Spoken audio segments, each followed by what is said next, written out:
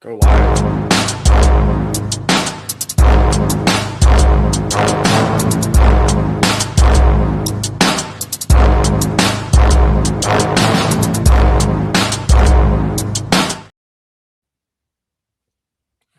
And there we are.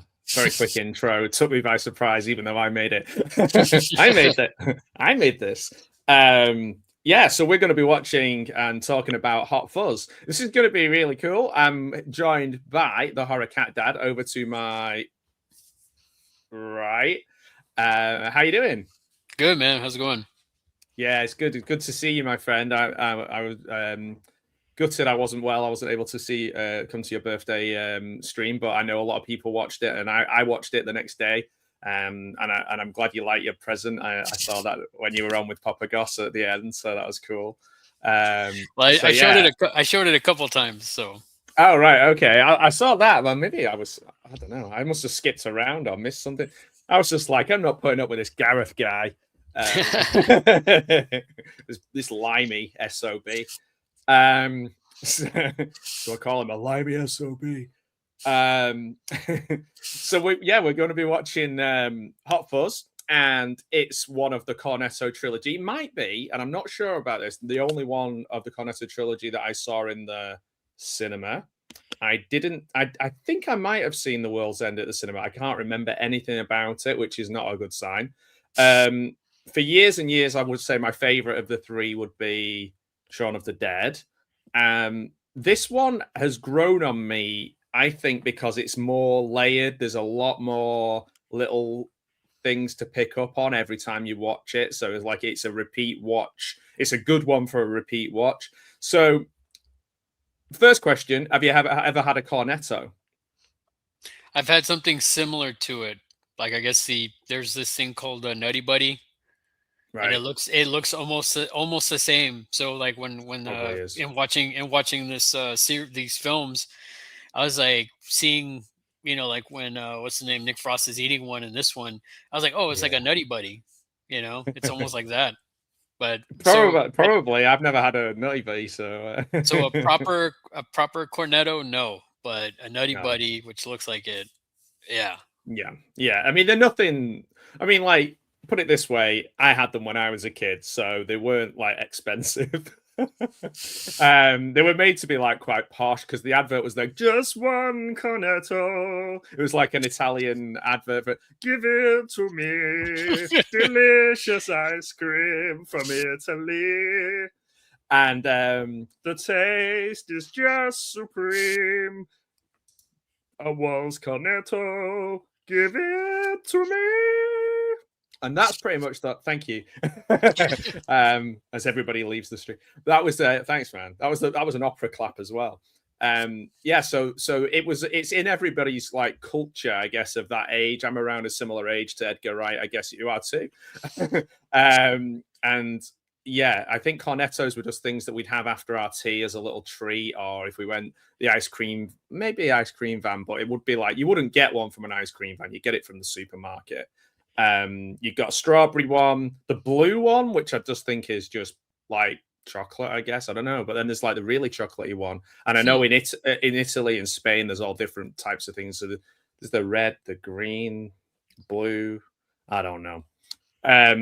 So yeah, they weren't like my favorite, but what I did like was when you eat through the cone, there's a little bit of chocolate right in the bottom of the cone, like right in the pointy. And it's the same thing with those Nutty Buddies too. Like the chocolate would get right down to the tip, and then it would just be filled with like hardened hardened chocolate because it was hot or it was cold. You know what I mean? So like it just solidified down there. I always thought they should just cut them off and sell them separately. Why did nobody ever do? Oh, I guess because you wouldn't. Yeah, what would you do with the rest of the ice cream? It's like just throw them away. Like that Seinfeld episode. What do you do with the rest of the muffin? Where's the rest of this muffin? Yeah. I'm a bad businessman. I would like make a Cornetto, but because I just throw have them in the factory, throw the 90% of it away, and just keep the 10% and sell, and then put them in a box and sell them. Yeah, you could call them Cornetto tips. Cornell tips, just the tip. Yeah, that would be the there's a tagline. the thing. Just the tip. Just the tip. Like if you're on a diet and you don't want to have a massive cornetto, just the tip.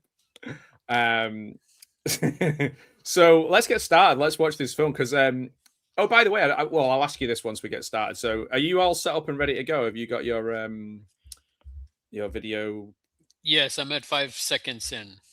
5 seconds. Okay, so I'm gonna, guys. When you, I'll move. I'll skip to 5 seconds. So if you guys press play when you see play, and then skip to 5 seconds, and then we'll meet you there. See you soon. Bye.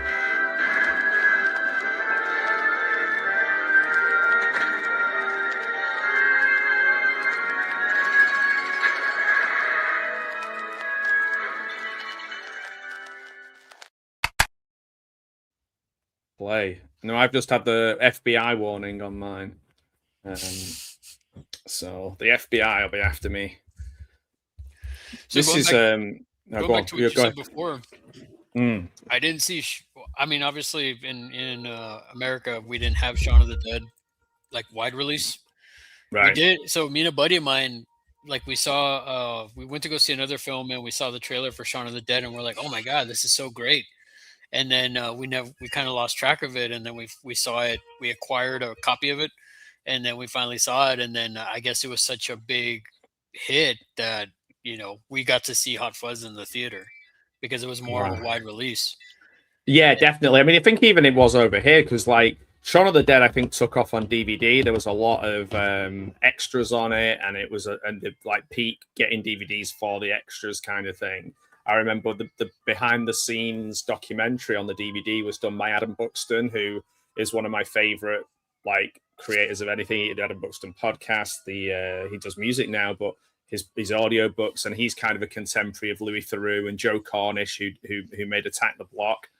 And they're all kind of pals with these. And Adam Buxton is in this as well. He's I'll show you him when he pops up. So he did the behind the scenes on Shaun of the Dead. So I was more interested in watching that than I was almost watching the film.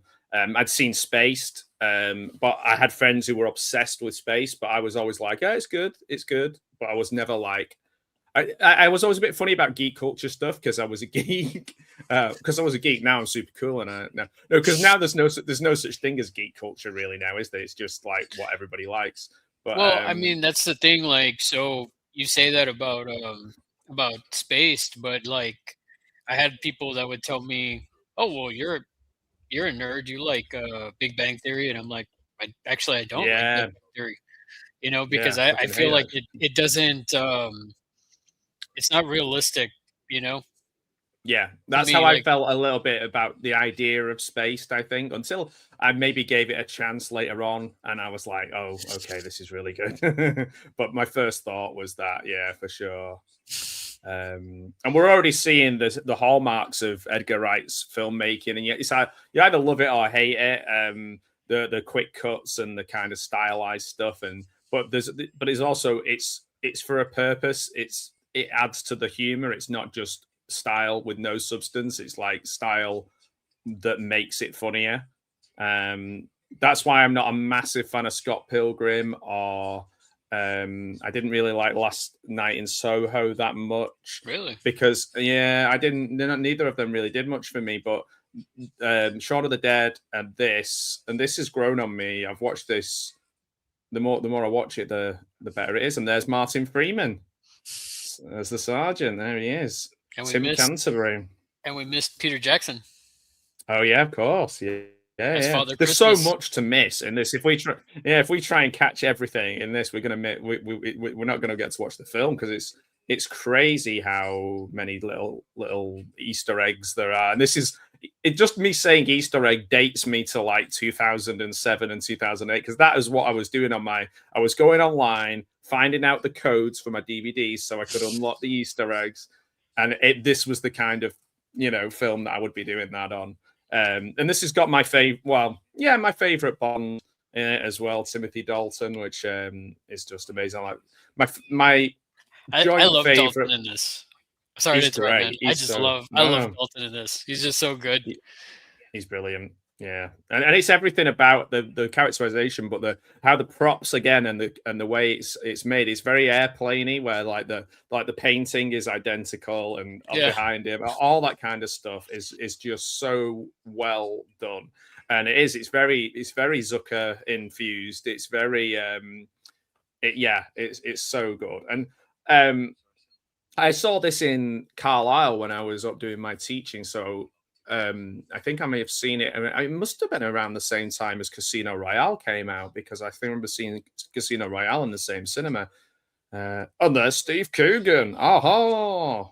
Yeah, I forgot Coogan was in this, even though I only watched this about 6 months ago. Totally forgot Coogan was in it. I just watched a Steve Coogan film last week called Saipan about the. You're not gonna give a shit about this, but it's about the Irish football team and the manager and the captain falling out and it being a big massive thing, and he plays the Irish football manager. However, he's just Alan Partridge in it. To be honest, he doesn't pull it off as the guy who's supposed to have like a really thick Yorkshire accent. Didn't work, but it got eyeballs on the film, I guess. And here's Bill Nighy. He's just listing off all the names of people. Yeah. See, I only know Bill Nighy from a few things, but the one that my wife watched, yeah, Underworld. I remember seeing is he in the first one? Because if so, then I've seen it. Love Actually. Love Actually, I've seen that so many times. I hate that film. Really? Yeah, I can't stand it. Oh my word. I hate Richard Curtis stuff. It's all. I mean, hate is a strong word. Hate is a strong word, but I really, really, really don't like it. I'm actually surprised that I did like it because I was like, but I finally saw it. I finally gave it a chance at one point, and I was very surprised. I liked, like Alan Rickman, Bill Nye. His character was like nuts. Yeah, no, I think the actors are good in it, but I think maybe I've just been Richard Curtis to death, and it's like the kind of and also I'm kind of forced to watch it so many times over Christmas, and okay, like it's I think it's elevated by the people that are in it. I'll give you that. You got a young, you got a young Andrew Lincoln, or what's his name? Yeah, Andrew Lincoln. Yeah, not before he went full Coral. Yeah. Coral. Yeah. So that's Tilda, right? Or who is that? The girlfriend. Is it Tilda Swinton? Tilda Swinton might be, yeah. I'm not sure. I can't remember. I can't remember anything about. I remember it's somebody like the girlfriend is somebody. Kate Blanchett. It's Kate. Oh, Blanchett. there you go. Yeah. So I've got some facts that I loaded up. So Robert Popper is in this scene as well, where he starts talking to the person, and it turns out to not be Janine. Yeah, I'm not. So Janine.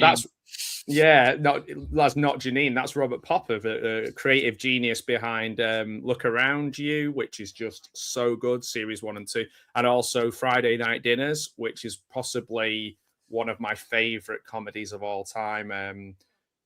So yeah, there's just so many British, like just amazing cast of British comedians and writers and people all in this. Robert Popper is amazing. Such an interesting person. Joe Cornish, who I mentioned earlier on from Attack the Block, pops up in this as well.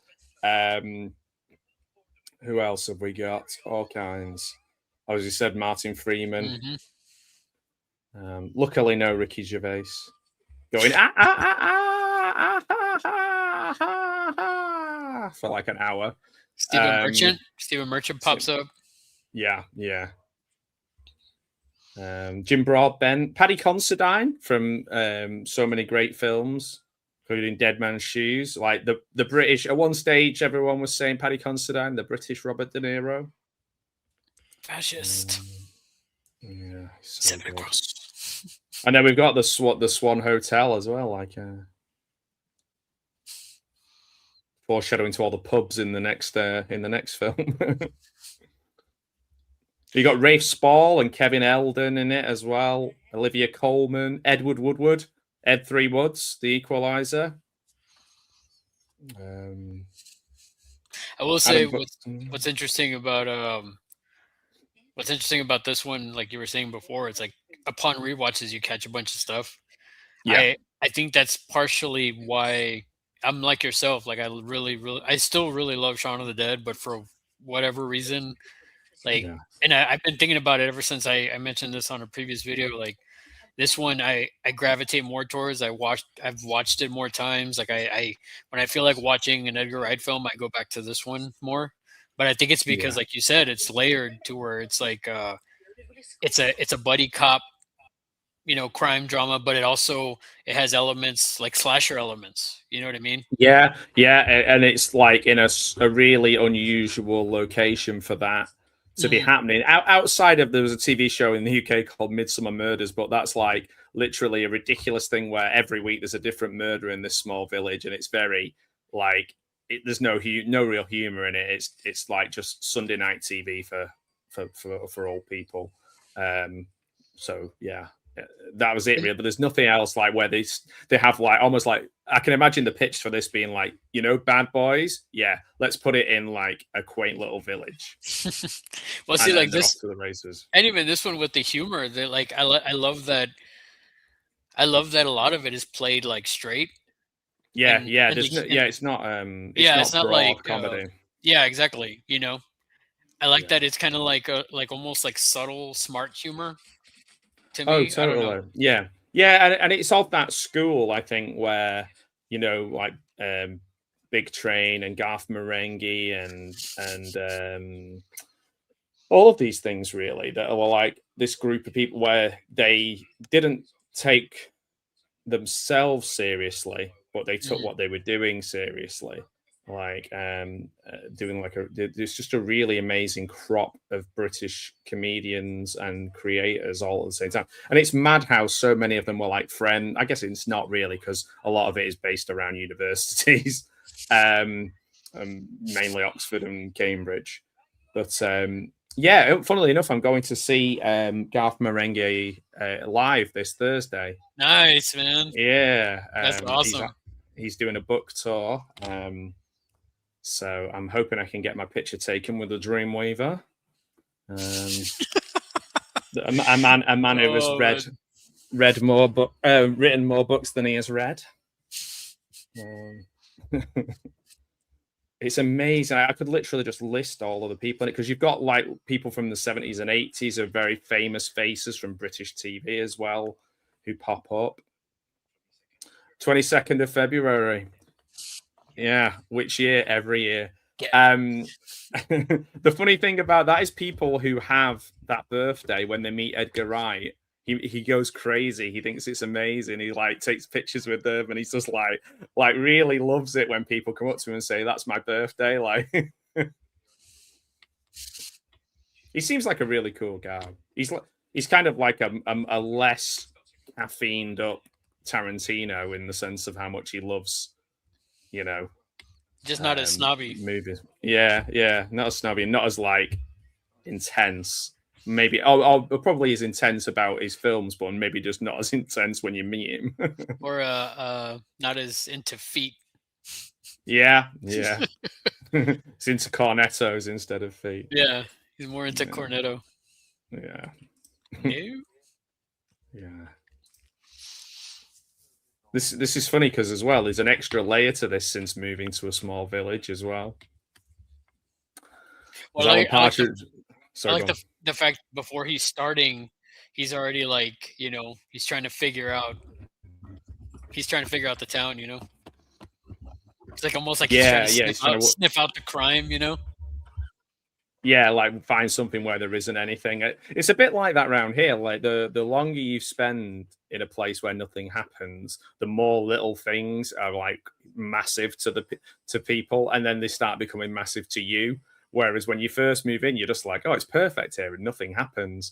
But like people who've always lived here, they're like, oh my God, like my bin blew over. It's like the stuff that people count as news, I would not count as news coming from like a city environment.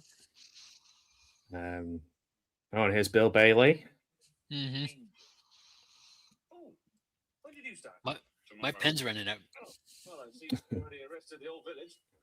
Well, this is like a kind of East Anglian, I'd imagine, village, I think. Whereas, so it's like the exact opposite end of the country to me. So you've got that kind of farmer accent. Whereas up here, it's a little bit more impenetrable in different way, and also more like you get more Scottish people.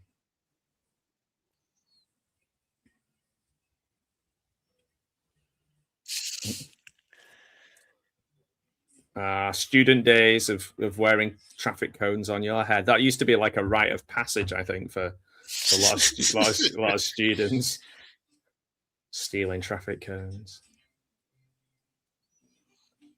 Yeah, it is kind of weird. I think maybe I got a different dimension out of it when I moved here and watched it, because I was just like, yeah, like walking around the village, you do feel like an outsider. There's definitely times I've been to like the shop and I've been queuing up to get something, and then somebody walks in who's like a local and just gets served ahead of me because like they're, you know, a local, even though I live here.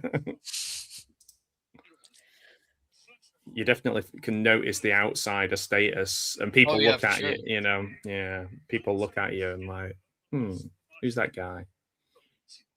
Well, yeah, even it's interesting. Like my last job where I used to work, they would send me, oddly enough, back to my hometown to go cover the guy over there. So whenever I would go over there and I would cover like his area, people would see me and they'd be like, they would imagine that, or they would think that I wasn't from there, you know? Right. Yeah. So they'd be like, oh, who's this guy? And they'd be all like, you know, you can feel that, you know, you can feel that people are kind of like, who's this? And this is not the normal guy. And that's it. And it's worth. That's when you realize like that you meet people like who are worth their weight in gold, who like accept people, even when they're not from that place. They're just like, hey, hi, nice to meet you, or you know, like show you around, or tell you how to get somewhere, or smile, or say hello. Like those people, I'm just like so thankful for when I'm taking my dog out for a walk over. They help me kind of settle in and feel comfortable. There's definitely people I've said hello to, and they're just kind of like, somebody told me that like even like if you've been here like 20 years or whatever, people will still call you like an outlander or an inlander. I can't remember which one it was now, but basically, I think it's the term is outlander, right? Yeah, I think so. There's some sort of weird thing because of, I don't know. It's like for people who live by the sea, and it shows I don't know anything about where I live. But yeah, it's a weird one. But I keep to myself anyway quite a lot, so it doesn't really bother me. But I noticed this in here. He's kind of like prepped and ready for stuff, and I was a bit like that when I first moved. Like I'd go to the takeaway to get like a pizza because our village has a pizza shop, and I went and there was like a load of kids there, and I was walking towards them, and I was like, in my old place, I'd be like, okay, what's gonna happen here? Let's go. Let's see what's happening. And then like I walked to the and they all just went, you got a pizza? And I was like, yeah. And they were like, oh, I wish I had one. And that was it. And I was just like, oh, okay. Because you can't do anything in a small village without everyone knowing. So kids will, if they step out of line, their pictures are up on Facebook straight away, like in the village group, you know. So it's a bit different. It's definitely, but you can't get away with stuff. He's so childlike in this. This might be my favorite Nick Frost in this, even though, like in a lot of ways, he's in on it. He's in on it, but he doesn't know he's in on it because he doesn't know a lot of this. He doesn't know a lot of the stuff is wrong until he's tested on it being wrong, and then he's like, "Oh, actually, yeah, that is wrong," because Nick gives him a different perspective. Well, because he's not like the way I saw it was that I mean he's basically sheltered. Yeah, he's protected from the worst of stuff. Right. So that's why like I feel like now that he's only seen movies and stuff like that, so it's like now seeing, that's why I guess he gravitates so much towards Nicholas because it's just like, oh, this is a real police officer. This one's in the city doing all this dangerous stuff or whatever. So he has this vision of like what he does or what a proper, like, I guess a movie police cop does, right? So that's what he assumes, which is very childlike. You know, it's like when you're a kid and you're like, oh man, a police, they're probably doing dirty, hairy stuff. You know what I mean? Oh yeah, yeah. And I think that the one thing I will give for Edgar Wright is he gets great performances out of, you know, actors who it must be quite intimidating to work with, like Edward Woodward and Timothy Dalton and stuff. Like they lean into the silly, and the tone is right for the older actors and Jim Broadbent. And like, how many people in this film have won Oscars? It's insane. Or have been in a film that is classed as like a classic. There's loads, even the younger ones, like even Olivia Colman and, you know, like and Paddy Considine, people like that. It's insane. And Edgar Wright gets them all singing in the same tune. It's really, really good. Like there's a certain rhythm and tone to the film that everybody has to follow, otherwise that one person would look really weird. Like if someone was playing it really like broad and kind of whack whack oops, then it wouldn't work.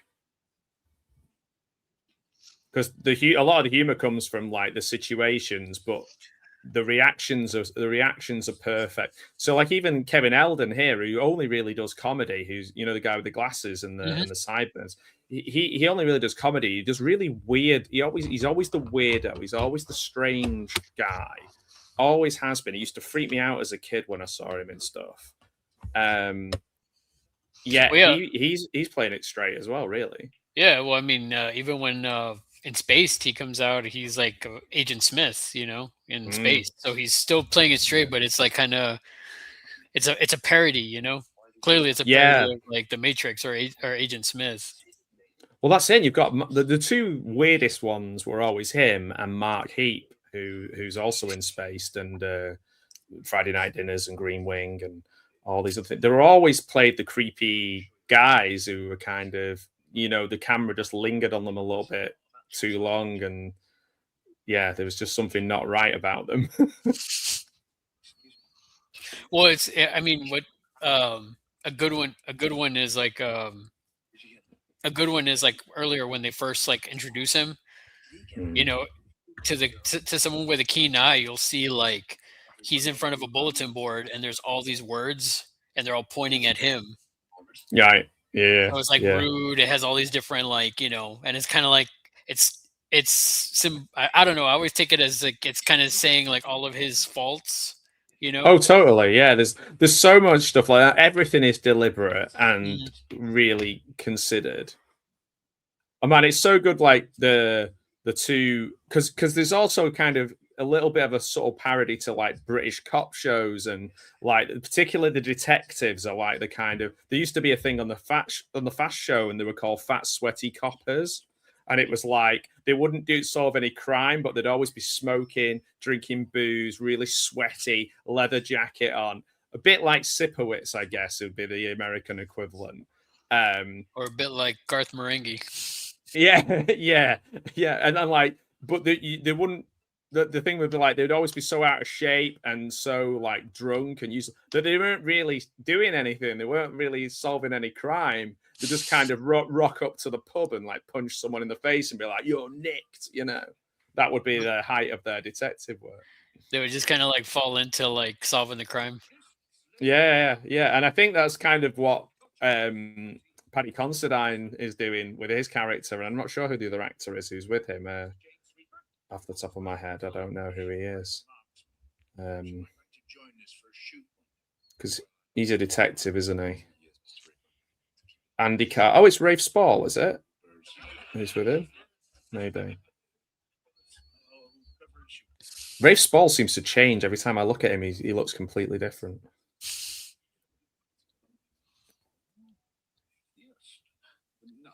I believe I have a cream for that.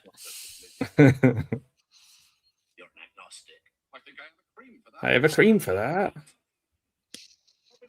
I love this movie, man. It's so good. So, Just the everybody, name, you know?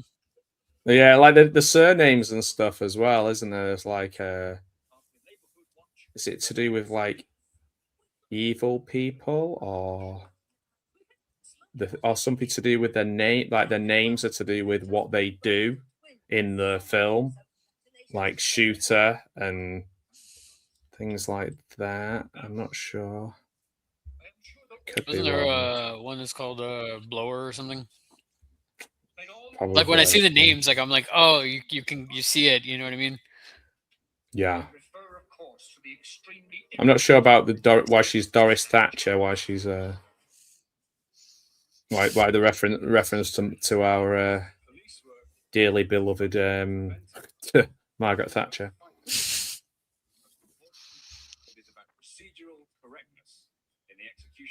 And the Hound is in this as well, isn't it? From Game of Thrones.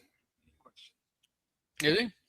Yeah, as what Yarp and Narp. Is he the Hound or is he? What's the other one called? The two big dudes. Is the two? Oh wow, I didn't even realize. Yeah, Rory McCann. I'm not sure he's the Hound or there's two big dudes, isn't there, who are like throughout the series.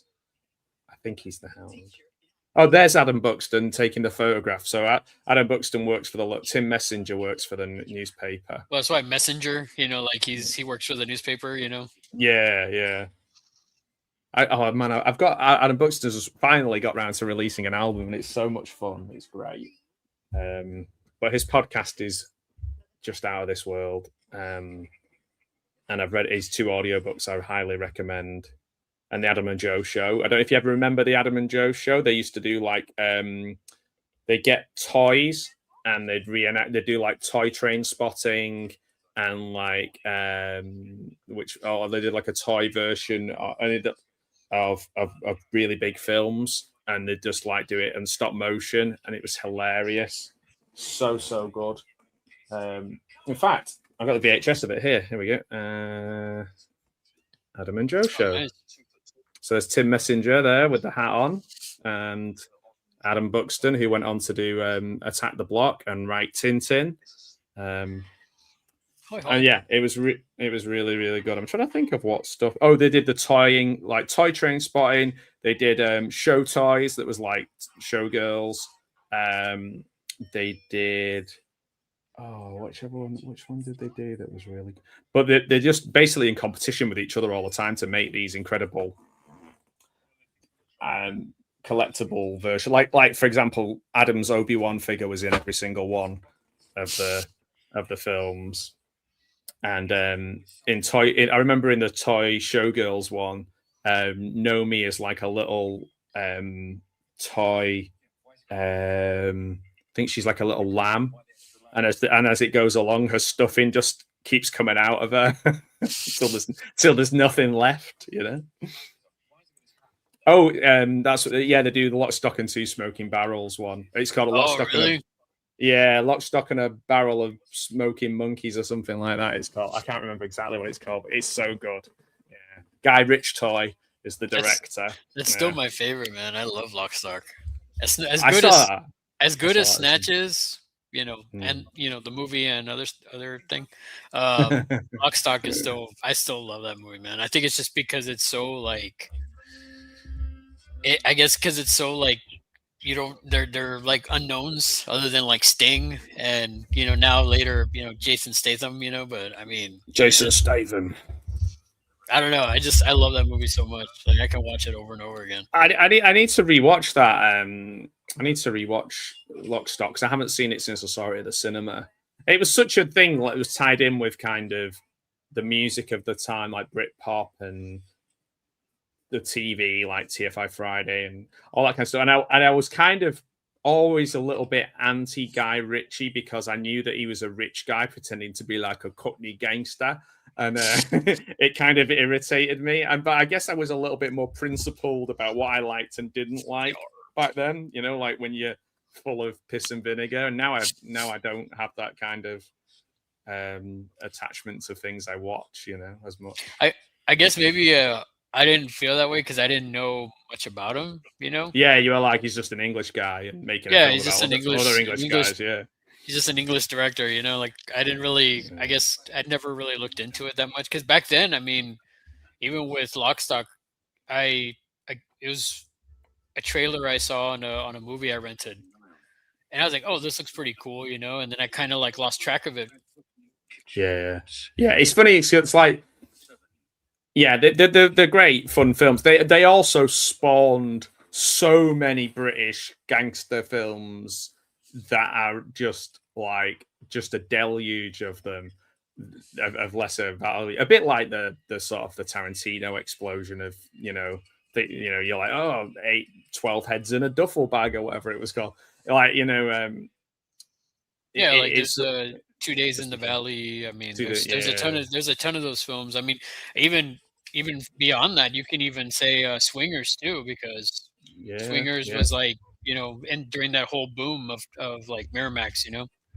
Yeah, Clerks influence and the Tarantino influence. And over in the UK, I guess it was more like, oh, well, we can make a gangster film. We can get a few real life gangsters in films, and they don't have to be able to act and stuff. And yeah, it has that. It had that effect. I think that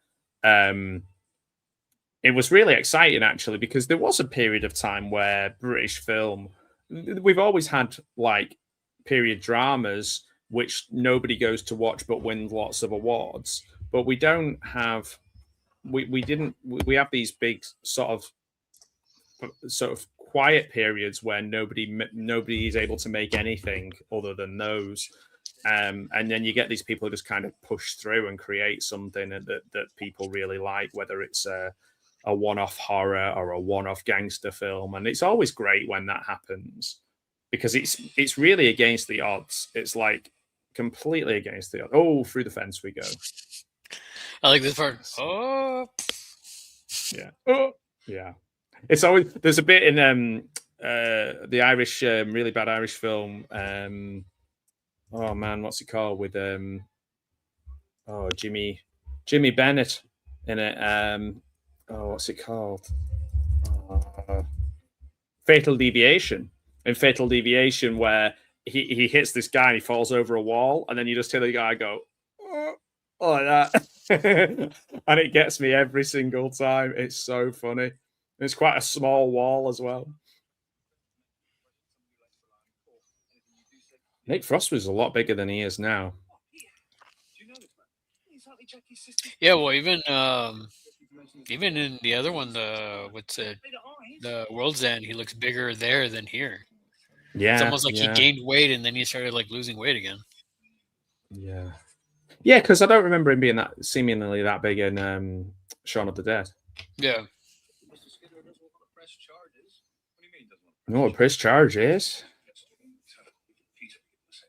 You can't be taken seriously with an accent like that. It's a bit like the Birmingham accent. You know, it's one of those where it's like not quite like it counts against you. I think like you don't get a lot of them like being announcers or having like the Prime Minister's never going to be like, all right, everybody, like.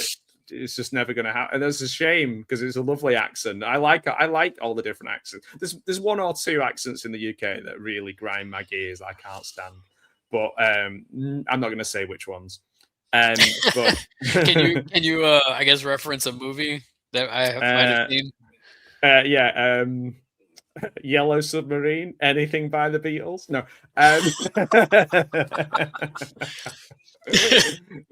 But yeah, who will know? Nobody will know from that amazing clue. Yeah, I'm not a big fan of the Scouse accent, but yeah, Birmingham is a gentle one. I like that. And the Midlands accent, which our friend Paddy Considine has, that sort of not brummy but kind of like the Shane Meadows films, like Dead Man's Shoes and stuff like that, where someone's talking to you and it's so gentle and so lovely, but you only just realize halfway through that they're threatening to kill you. Like that's quite an interesting accent. I quite like that one. It's like always very sing-songy and friendly, but also there's like an air of menace.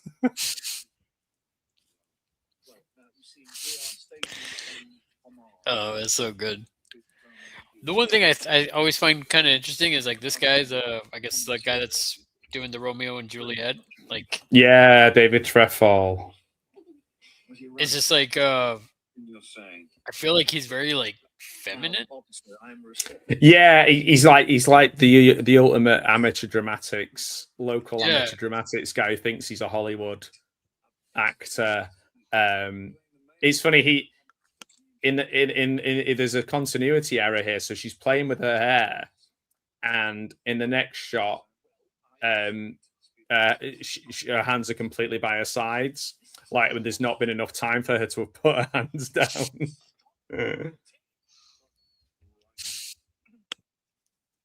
But when they're controlling, I don't know this. I'm not a big Point Break guy, but when they're doing they're talking about, and there's references to Point Break in this scene where they're controlling the traffic for the speed limit.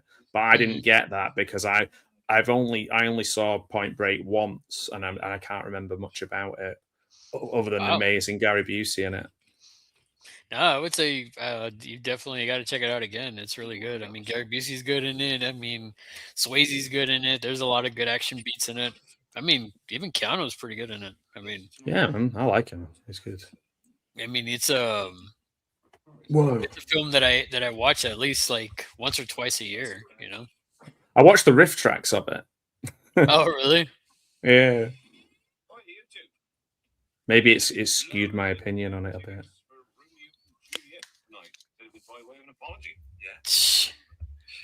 Well, we can't expect this from somebody we've officially rebuked, so yeah. And this is quite cool. While I'm watching this on Amazon, because my DVD player's downstairs, the little X-ray thing is coming up with what's in the scene, and it's telling me what the music is as well. At the same time, it's pretty like on the right hand side of my screen. Do you know my new microphone must be pretty good because I got about 12 to 13 copyright hits from sitting with my guitar playing along to Sing Street Wow. when I was watching Sing Street the other day, and it's cut like about half an hour out of my stream.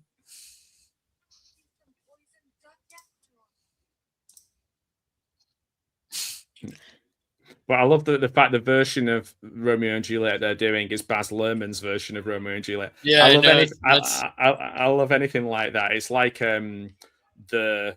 it's like Rushmore where he's doing the Vietnam, movie. I love it when anyone does a stage version of a movie version of a play.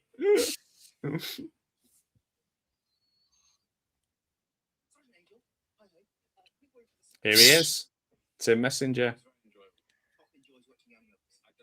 Cop enjoy watching Young Lovers.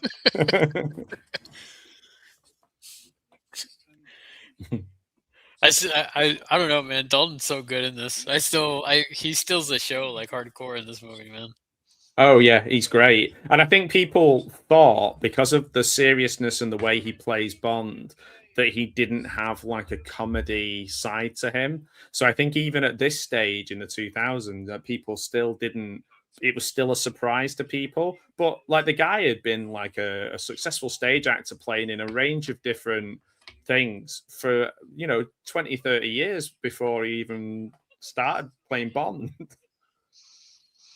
Well, even in even his movies outside of Bond, like Rocketeer, he's a good villain. Yeah, he plays a good double, where he's like the actor, but he's also like yeah. He's kind of like a David Niven-esque character in this one. I think with the mustache, or Terry Thomas, or someone like that. And see, going back to what we were talking about with the people's names, that guy Merchant. I mean, he's he comes in and he's wanting to like do bigger like what was it? He was wanting to do like bigger companies and stuff like that, and bring up like these bigger shops to the town. Oh yeah, like kind of gentrify it kind of thing. Yeah. She favors the older gent. I don't believe that people do favor the older gent. Maybe I'm cynical, but I think they favor older gents with money. I don't think anybody goes, "Oh, I really like this guy. He's old." Like that. Like that's the selling point, you know. Well, the old part. well, that's why I never bought the whole like the dad bod thing when that was like that whole dad Yeah, bod era, which yeah. You have to. It has to. I never It has to be understood that. Like I was like, I don't really Yeah. buy that. Well, the dad bods are always attached to like you know, what's the guy from Mad Men called? Oh, Draper. Yeah, like they're About always him. attached to people. Yeah, they're always attached to people like him. They're always like, "Oh, look at this dad," but just because he's not like in a scene, he's not got a six pack. They're like, "Oh, look at that dad bod," and it's like, "Oh, he's the most handsome person you've ever seen in your life." So, oh yeah, God, how can they find that person attractive with? It's like because they're really handsome. Help me. It's funny that they should have done a live action Tintin with Simon Pegg as Tintin. I think it would have been better. Obviously, we may be a bit too old, but I was a massive Tintin fan. Still am. Like it was my book that I read loads when I was a kid. I read them all. It was probably that and Asterix. I read them all like over and over and over. The cartoon version of it, written by Joe Cornish and Edgar Wright, had a lot to do with it, and all of those same people. But I didn't love it. Like I don't know. I didn't love it. It didn't capture it in the way that even the cartoons used to do when I was when I was a kid. But I always felt like a live action Tintin would have been really cool. Yeah, I think so. Like, there's a lot of stuff. I mean,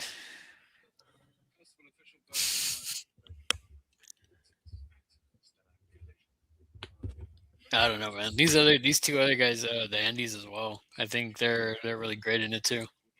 Yeah, yeah. Well, this is it. From every single little character is perfectly cast and has a purpose. Even like obviously they're all actors, so it's different because like I was just thinking about like Marty Supreme being the same, but in that one it's like a lot of the people are not actors, but they're cast for the way they look or the kind of energy they bring to that thing, and it's like, but it's the same level of attention to detail that only people who are obsessed with film do with their films. Like you have to be absolutely obsessed, like that every single character is like either the casting of it or the purpose of the character is so deeply written, more deeply written than a lot of lead characters in other films. Like you could do a film about Paddy Considine and Rafe Spall's characters. Yeah, that'd be pretty funny. I would watch that.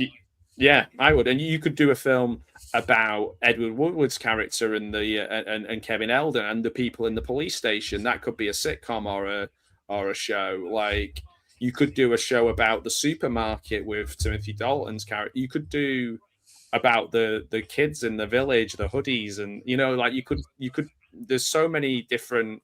You could do a Tim Messenger spin-off.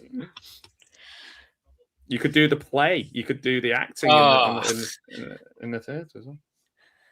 Well, it's like again going back to the name reference. The girl, her name is Eve Draper. So like drapes, like the curtain. Yeah. And then it would what I just noticed right now. What I never noticed before, and when they're talking to the Andes, if you look, there's also a continuity error there because in one part of it, I saw a origami of a swan. Right. On the and then desk, it was gone. And then it was gone. Right. I didn't spot that. Like I barely just saw it. There's a lot of people that's so weird. There's a lot of people who ended up in Game of Thrones as well. I reckon I've seen, I think, at least 3. I'm not even sure if didn't Simon Pegg appear in it briefly as well, like just like a cameo or something. Really? Or I know Ed Sheeran did. The guys from Mastodon, they came out in it. Did they? Yeah, they came out in one of the episodes as like I think Vikings or something like that. Cool. And then I mean Simon Pegg came out in Doctor Who quite a bit. Yeah. He came out in a couple, I think in like 2-3 episodes of Doctor Who, if I'm remembering correctly. Oh wow. So we had a few cool comments here. We've got that we look like Simon Pegg and Nick Frost multiverse variants. And this was really cool here. Mashed potato in a sock. Great name. I accidentally found myself in the Hot Fuzz town last weekend. I was in the town centre waiting for my girlfriend, and I thought I've been here before. And then I saw a Hot Fuzz tour sign outside the pub. Nice. Awesome. Where is that? I'm sure is it in East Anglia? Am I right to say it's like? I know they say it in the. I know they say it in the DVD extras, because I remember one of the extras being like Edgar Wright kind of takes a tour of the town. Right. I just can't remember the name of it off the top of my head. It's funny because like recently did the 28 years later, a lot of it's been filmed around where I live, and the weird thing is like, yes, big chunks of it are filmed where I live, and then other big chunks of it are in completely different parts of the country. So it's like, I'd be interested to know if it was all in one place, whether they just sort of camped and set, it was all in this one village. I suppose it would just take me looking on IMDb. Somerset. Okay. Wells. Right. Thank you. Oh, that's interesting. So I'm going. How far is so soon? I'm going to St Albans to help out at a film event, and that's the closest I'll be to anywhere down south. So I wonder if on the way back I could stop off and visit the village. And is it near what St Albans? Probably not.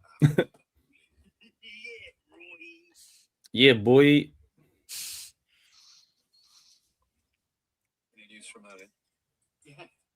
I just love that detectives have mustaches, and that. I think that is like a reference to like the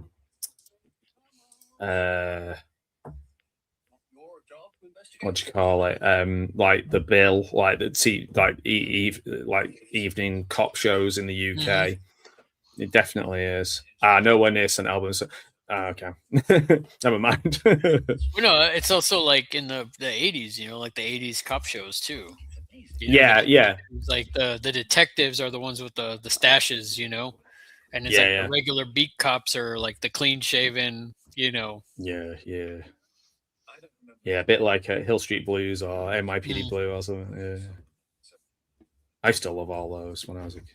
Because I mean, even in Miami Vice, Edward James Olmos had the stash, but like the cops, like the actual Vice cops, like what's the name, Johnson and Crockett and Tubbs. Yeah, Crockett and Tubbs. They were clean shaven, Yeah, they were sexy.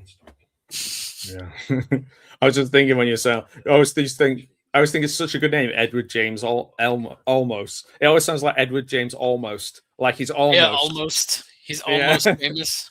Yeah. It's like Edward James almost, not quite. Not quite, Edward. Not quite. Almost, Edward. Almost, Edward. Almost. Not very good, Edward. Almost. It's like my impression. I've been working on it a bit. I've got to use the hands. Apparently,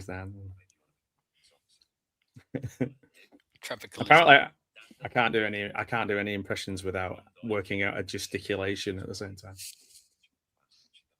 It's a dirty habit. It's like I don't know what to do with my hands right now. That's so good with a ketchup packet. Yeah.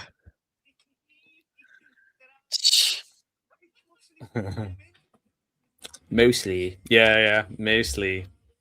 That's a good reference as well, where they come out at night mostly. It is definitely a reference, Aliens reference that they make. But also, I remember at the time, around the same time, Cartman doing the same Aliens reference as well. Mostly. Yeah. Mostly. Cheers.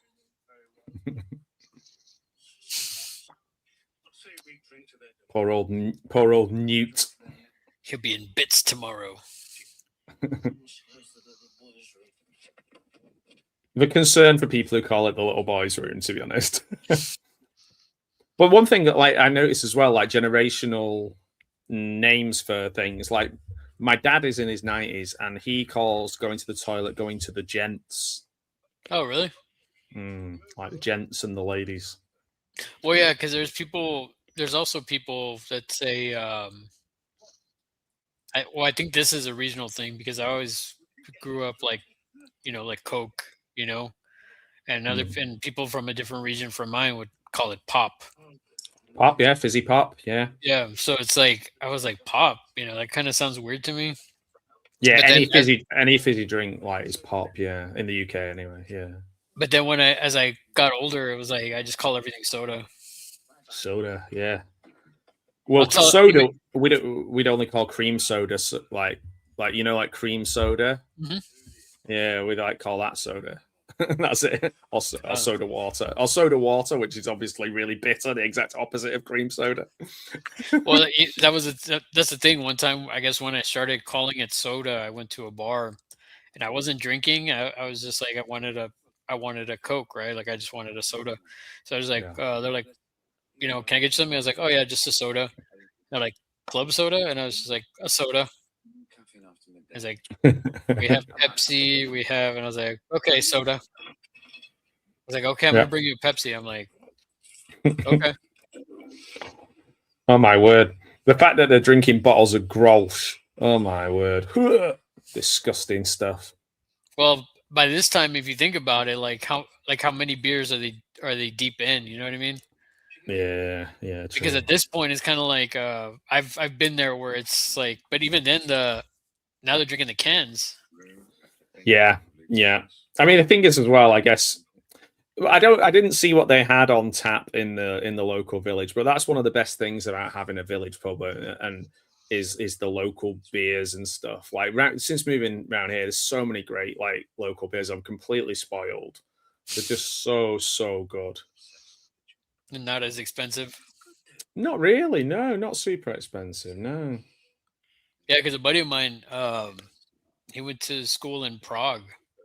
Oh, cool. And he told me that he's like, man, the beers here are like super, super cheap, compared to like America, right? And he said the funny thing is like it blew his mind that over there, like obviously import for you all is like what like Budweiser and stuff like that, Yeah. So, but he said that the only thing you'd have to worry about is just like they serve everything like room temperature. Yeah, warm. That's what people. I think that was definitely like our thing for a while because like mild, you'd have like lager, bitter, and mild on tap in every pub. Mild doesn't really exist anymore, so mild kind of was always at room temperature, and it's not fizzy, and it's kind of like. Yeah, just mild, and then you'd have bitter, which was kind of the same, and then like we just kind of started having lager, and then just pretty much lager everywhere now. Yeah. Oh, sorry, man. I just love that. I love that part. Yeah. No, we'll see. Like even the Andes, they're both drinking. Well, it looks like Guinness. They're drinking a stout. Yeah. Well, yeah, Guinness is one that's endured, and like Guinness has reaped the benefits of being like becoming a bit viral and a bit cool. Well, I mean, just don't tell Marty about that because he hates Guinness. Right? Yeah, I think I remember him saying, yeah. I was like, an Irishman that hates Guinness? See, I was the first thing I ever really drank was because I was so skinny. I was trying to put weight on, and like all of my family who were kind of Irish on both sides, they were like, well, if you want to put weight on, drink Guinness. And actually, like the other one was put like, so go on. No, go ahead. I was just gonna say the other thing that they told me was like Elvis used to eat a lot of cream cakes, so like eat a load of cream cakes and that'll put weight. Well, no, I mean, all I was gonna say was like Guinness. In actuality, the carbs in it is not that much. Right. You know, that's the weird thing. A lot of people are like, "Oh, it's heavy. It's this and this." Actually, if you look at the maybe they thought it was the iron or something would make me like iron, like full of iron, Iron Man. It was a swan all along. I love that part. It should be coming up here shortly. It's funny as well, like in these, like animals do kind of just interlope into your like for example, when I moved my mum and dad up here, my mum rang me up and she was like, "There's some sheep walking past our front door," and they just got out of a. What should I do? And I was just like, "Oh, just leave it. Like somebody's already contacted the farmer and he's on his way. Come and get them." Like you will, like I've had in my back garden since moving here, I've had like pheasants and geese flying over my head that are like that far away, like in a big V formation, just flying like literally a meter above my dog, just going, "What the hell?" Like we've got like a family of rabbits in the field behind us that are here. They've been here literally 2 years. They're so good, so interesting. Well, it's like even here, like compared to where I used to live, you wouldn't see too many like critters, you know. Like where I live now, it's more like in a suburb. Yeah. I love critters. It's a swan all along. It was. No, but like around here, you see more like you know, we see more like squirrels, and you know, lately we've been seeing a lot more raccoons, which is crazy. I was like, wow, man. Like we saw like a whole herd of. One night I thought it was like stray cats or something in our front yard, and I looked outside. I was like, "What is that?" It's like, "Oh my god, it's raccoons!" You know, what have you? I've never seen a raccoon. I don't think in person. I've seen the TV cartoon show Raccoons when I was a kid. That was pretty cool. With Cyril Sneer and all those guys. Guinness and Baileys. What is that like? What with the little Baileys in it? Get you a car bomb. Yeah. Oh, it's like baby. Like I've had people make me like a baby Guinness, which I can't remember what they made it out of though. It doesn't help. Well, you can drop so what you can do is you can get a shot of Bailey's and then just drop it in a Guinness, and then you can power chug it. I think I've seen that. Yeah. I hate Bailey's though, because when I was at uni, I was trying to work out what I could drink and what I couldn't drink. I drank a whole bottle of toffee Baileys, and I got really, really sick. So just the thought of Baileys knocks me. So we used to do this thing. We used to do this thing when I was a bartender. If you didn't like somebody, and they were getting out of hand, yeah, you can give them what's called a cement mixer. Right. What that is basically is Bailey's and lime juice. Oh, and what does that do? Is it just like curdles? Right. Yeah. So nice. I mean, yeah. So you mess them up, or you can give them a. I can't remember the name of it. Man, I can't remember the name of it, but you can also do like. So the bar mats usually have so many different. Like it's a hodgepodge of like drinks that were like poured, you know, all over it. So it's like at the end of the night, you have to like dump that out, right? Because it's all just a hodgepodge. Yeah, liquid. like the dregs. Yeah. Yeah. So if you really wanted to mess with somebody, you can dump all that in a drink and then give it to the person. Nice. I can think of a few people I would have wanted to do that too. Seen any murder in Nicholas? Nicholas, yeah. Yeah, well, Somerset. I literally just read that now. It's too late now. Yeah, don't anger your bartender. So apparently Nick Frost is a West Ham football fan and hated wearing Bristol Rovers shirt. Oh, so it's okay. So Bristol wear, all right. And here is Adam Buxton again. He's about to meet his maker.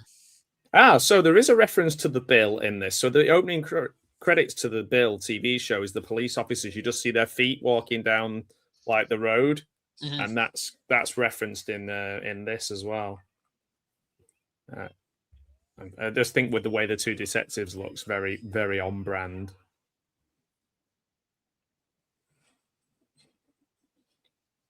So it's got a little bit of, I mean, it has to have a little bit of folk horror in it. If we've got Edward Woodward, what a waste it would be to not have that folk horror in it.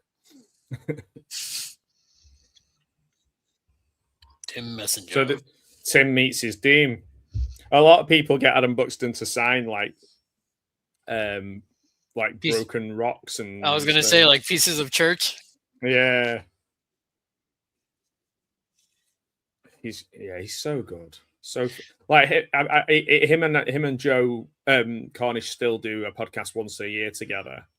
Oh, where they give each other gifts and stuff. But they used to do a thing called Song Wars. If you go on YouTube and type in Song Wars, where they'd give each other a theme and then they'd compete against each other, try and think of, like, say, for example, like a new Bond theme, and then like the audience would vote on whose was the best. And his one for called Sontum of Qualis is so good. Oh, I've forgotten how gross it was actually. Well, that's what I was saying. It's like I think that's what makes it so good is the fact that it's kind of like it's got so many elements. You know, it's got the buddy cop, it's got the drama, but it's also got like horror elements. You know, like slasher. Yeah, oh yeah. It's got the gore. Yeah. You know, and the folk horror stuff as well, and the villain. Mm-hmm. Yeah, and the villain. It's weird because I don't think people knew how to take this when it was on at the cinema. I just seem to remember people being a bit like, huh, like, they were like the woman from Serial. They were like, huh. I was like, huh. I mean, I remember this one being pretty big over here. Yeah, I think it did well. I just remember like everyone's reaction. My like, for example, my reaction wasn't like straight away like at the cinema, like, oh, I love it. Like it was, I was just kind of like, yeah, that was good. You know, like I was like, that was good. And then I just kind of went on with my day. It's weird. I don't remember watching it as much as I remember seeing Casino Royale, only because I was so excited to see Casino Royale and the projector broke down halfway through. And I went outside and I was just kind of hanging around for about half an hour waiting. Yeah. I looked at my watch and I should be at the pub. He thinks you're thinking. He thinks you're talking a load of shit. Pain in the arse.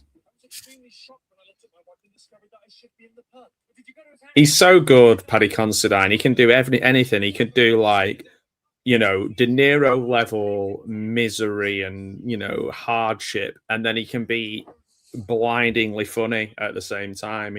He, I would say, if you look, and he has a band. My friend goes watching his band, Paddy Considine's band, like a lot. He says, like, I think they call Riding the Low, and he goes watching them all the time. He says they're brilliant. But I think I've listened to one or two. I can't remember much about. But I just think if we're talking like best contemporary British actors, he's got to be in the conversation as one of the best. He's so good, Paddy Considine, and I think sometimes in a way he's wasted. Like he could be in some really, you know, leading man stuff, but maybe that would involve him having to go and live in America. I don't know. Well, I mean, he's even if you stick with the Cornetto trilogy, he's really good in World's End. Yeah, he gets a much bigger part in that as well. Whereas this one, he's straight comedy in this one. Like, even though he's trying to, it seems like he's playing it straight. It's just like he's just funny, you know.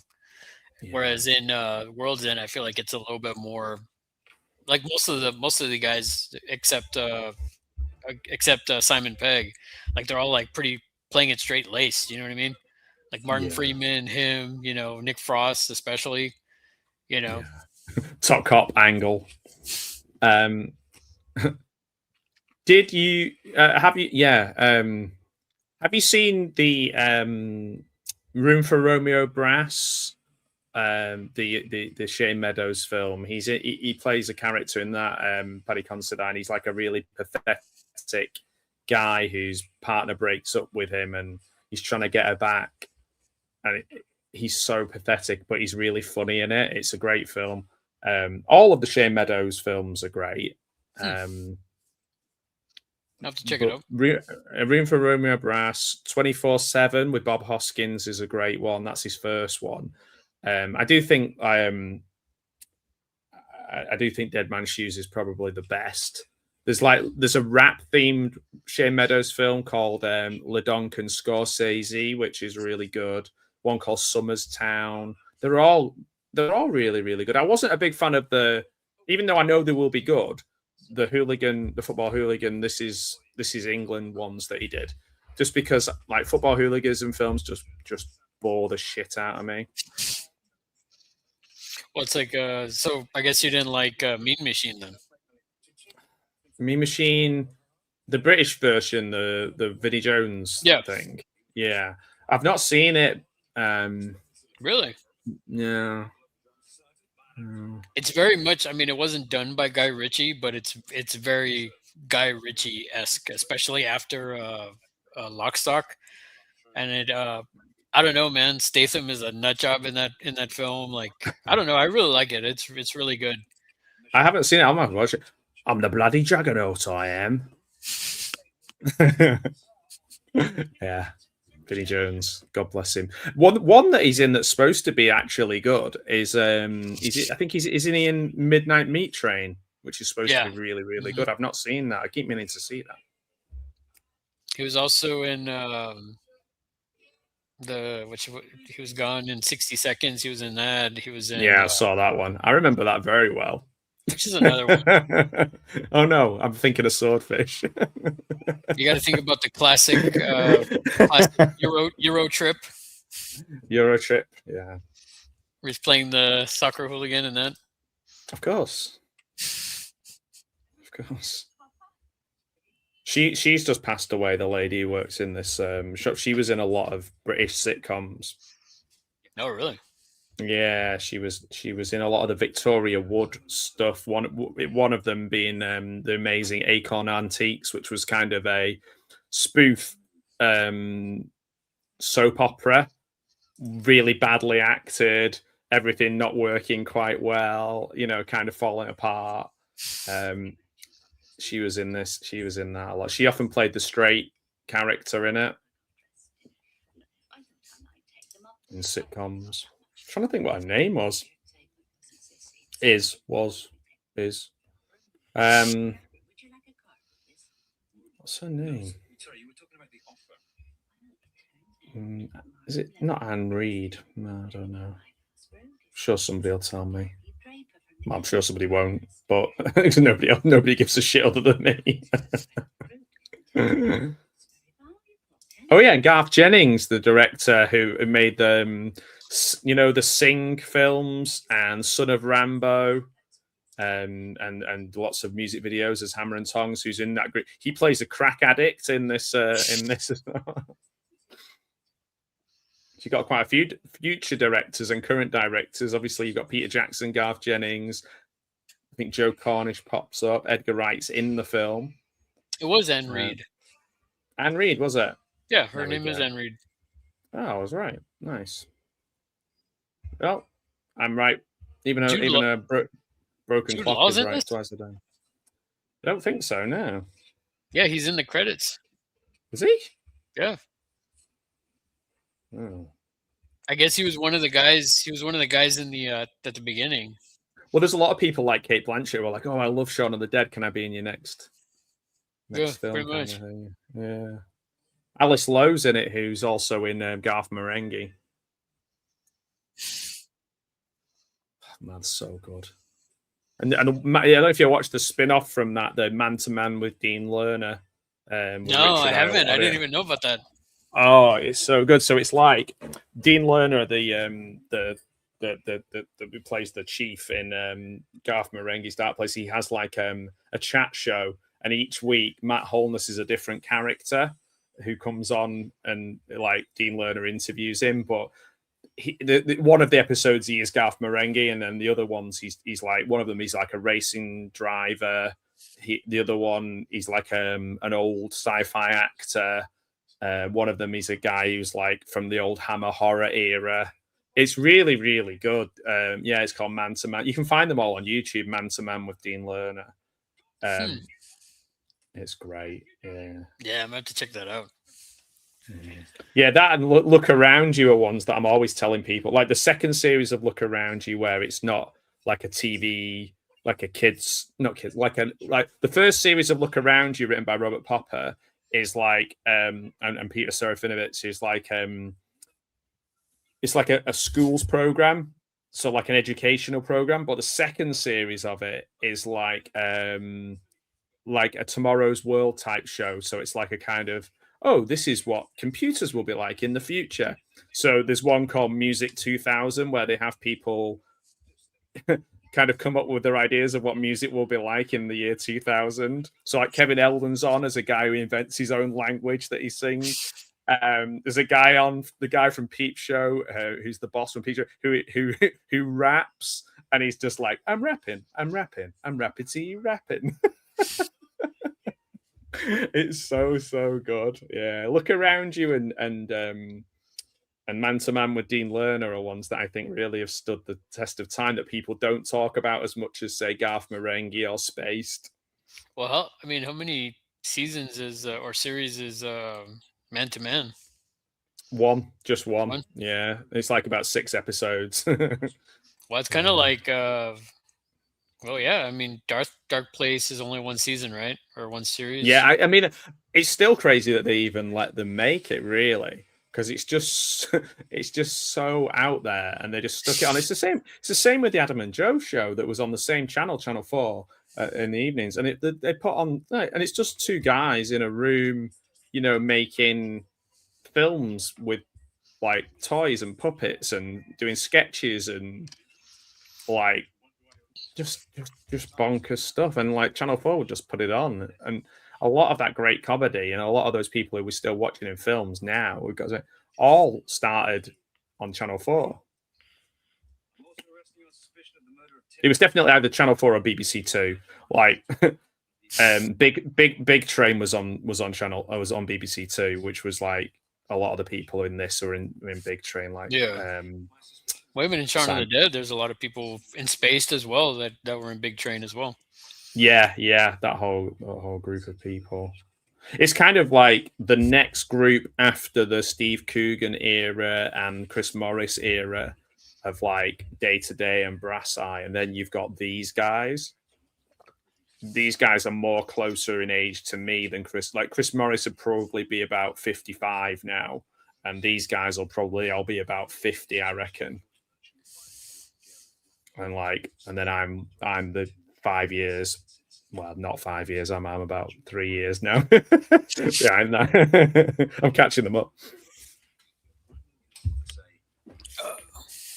I love where he breaks it all down, because it's very much like films at the time, a bit like Memento, where it's like, let's break this story down. Well, yeah, and then it's great because it's like it's rewinding. It's very, that's the stylized where it's like, but then it shows that it's, what's his name? It's Dalton doing all the murders. Yeah. Tim Messenger getting unsplattered. Splat the Rat. You see the Splat the Rat game in the thing. That's a fun runner. I went to get some flowers yesterday, and I said to the woman, because it's Mother's Day. Is it Mother's Day in the US as well on Sunday? No, that's not until May. Okay. And I went to the shop and I was like, "Oh, have you got any like smaller bunches of flowers than these?" And she's like, "No, we've only got these, and they're all £40."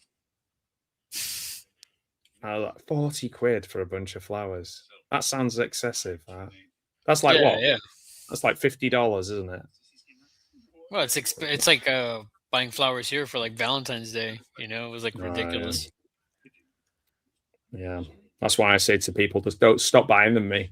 Just stop it. There's too many people buying me flowers. I'm like, it's costing you a lot of money. I don't need them. Just stop. In fact, if anyone's watching and they're thinking of sending me flowers, stop. Just don't do it. It's a waste. It's a waste of time. Save your money. It won't make me love you.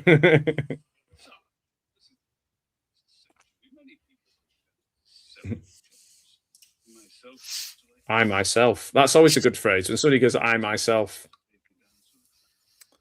It's like You don't need that, do you? Yeah. I myself, me.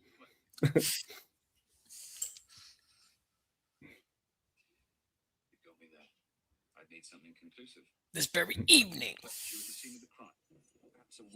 I don't know. They did, the Richard Osman things, whether they've made it over to your neck of the woods, but I think it's called the Friday Night Murder Club or the Thursday Night Murder Club. They made a film out of the books recently with Ben Kingsley and Helen Mirren and a lot of. It's like this, but with all of the art, fun, humor, intelligence, and creativity all taken out. So essentially, it's just like a village with people wandering around. Just not as good as this. Is what you're saying? No, it's not good. My mum likes them. She likes the books. She reads the books. Oh, okay. I'll tell you what I have been watching recently. Speaking of Ben Kingsley, totally by accident, but I think this might be the best Marvel thing I've seen. Oh, Wonder Man. Forever. Wonder Man. Have you seen it? Mm-mm. It's so good. Really? Oh my, yeah, you've got to give it a chance. I stumbled into it. I was like, I'm going to watch one episode, and if I don't like it, I'm not watching it. And then I just got caught up.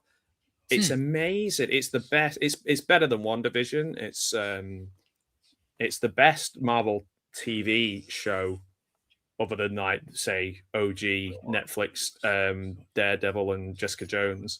Really, it's over the best. that? No, it's not as good as those, but it's like it's the best. It's the best other than those two, I would say, for me. Yeah, it'd be like number 3. Ben Kingsley's amazing in it. He's so good. But the other guy is as well, the lead guy, who's sadly I've forgotten his name. Candyman. Candyman. Is his middle name Mateen? Something Mateen. He was also in what was it, Matrix Resurrection? Yeah. Played Morpheus in that one. Yeah. That felt like a student film version of the Matrix. Yeah, that movie was horrible. Yeah. So can we make this on a lower budget? The answer is no, you can't. I couldn't believe, like, I don't know, man. I just couldn't. For one, we didn't need it, you know? And 2, the story itself didn't make any sense. So, like, basically everybody was at peace. And then because this one girl wanted to get Neo out of the Matrix. Yeah. You know what I mean? Like, yeah. I was just like, so basically for no reason she wants to free Neo from the Matrix or whatever. So she wants to cause the war between the machines and the humans again. For reasons. Yeah, for reasons. And then like later on, Jada Pinkett's like, no, the peace, we got to keep the peace and all this stuff where we've been living in harmony, but all because like the machines had or killed some person's parents, or I can't remember. The movie was like horrible. And then that was just because of that. She was like, okay, we're going to go to war with the machines. I'm like, this whole movie, you were like dead set about not disturbing the peace like not disturbing the peace between the humans and the machines. Like y'all were living. Yeah. And then it's like for this one guy. There's one guy, and it happened ages ago, you know. Yeah. Like because of that, you want to like, and not even for Neo, it was because of like some guy that got killed a long time ago. So I always think it'd be funny if his name was Neil. Neil? Yeah. It's just like Neil, the one Neil. The one Neil. Yeah. The other thing do you remember when Jada Pinkett was like, take Morpheus's name out of your fucking mouth? And like, do you remember that? And she just like slapped Keanu Reeves. It's crazy. Oh, do you want to see something cool? Sure. I've got a Mikey magnet. So you know the movie Mikey? Oh yeah, that's great. Yeah. It came in the I finally got my Mikey box set. You got a poster as well. Playtime's over. So good. Look at this. Oh, hang on. Not pointing at the screen. There we are. Oh, nice. Yeah, it's really cool. It's got a little book, poster, magnet. Did you ever see Jay Harang's review of it or like video No, on it? man. No, Oh man, it's so good. No, I've not seen it. I saw the riff tracks of it. Maybe he saw the riff tracks as well. But like it's the riff tracks on it is so funny. It is so funny. That's what got me into it. I was just like, oh, actually, I really like this film. I saw that film back when I was like younger. Like I remember seeing it when I was a kid. That explains it. I was like, oh man, this is crazy. That explains it's like a Larry more Origins. It's like a more twisted problem child. Yeah, it is. Yeah, and it's like yeah, because there was definitely an era of like stuff that was a bit more twisted than it should have been as well. Like I saw a clip from Stay Tuned this morning, which I have on VHS somewhere, and it's like Three Men and Rosemary's Baby is one of the films in it. And I was just like, I'd forgotten how dark some of the stuff is in that. Well, yeah, like Dwayne's Underworld. Yes, yeah. They were like ghouls or zombies or something. Yeah, I need to. Oh, there it is. Stay tuned. Always keep it to hand. Yeah. Oh, nice. Yeah. Need to watch that. Need to do a watch party of that. Yeah, I got that this week, and because Mikey came quite late, because I think it's been out a while, because there was another box set that I got, which is of a British guy called Darren. Darren. Why is my brain spacing? Darren Ward, and he made these giallo-inspired British films. So the box set is called Gialli Guns and Gore. Oop, there it is. And it's got 3 films: Sudden Fury, Beyond Fury, and A Day of Violence. And they have the guy who's in a lot of the like cannibal films. He kind of shipped him over. But you got these postcards, and they're all signed by the director, which is pretty cool. Oh, wow. A little booklet. And again, like some massive posters, like the Mikey one. So I got them all together in one big go. It was like Christmas. It's like Christmas of crap movies. No. What the one thing I don't kind of going. No, we won't talk about this film. Sorry, go on. Going to the film, like what I don't like this is the one part that always kind of confused me is that when he shows up, when he finds the people. And then, like, so clearly, like, Nick Frost knew, right? Like, about their. This is it. This is where you start thinking, oh, well, even no matter how simple is this guy to think that this is okay. Right. Yeah. And that's the bit that always kind of, like, obviously he redeems himself and he makes a choice, but spoiler, but like, the greater good. Yeah, it is like, I guess when you're brought up in something, you don't always know it's bad, but it's a bit like if I'm sure if my mum and dad were say like, I don't know, doing sacrifices to keep the crops going or something, then like I wouldn't just be like, yeah, that seems okay. Like along the way, I'd probably have an understanding that it's not the dumb thing.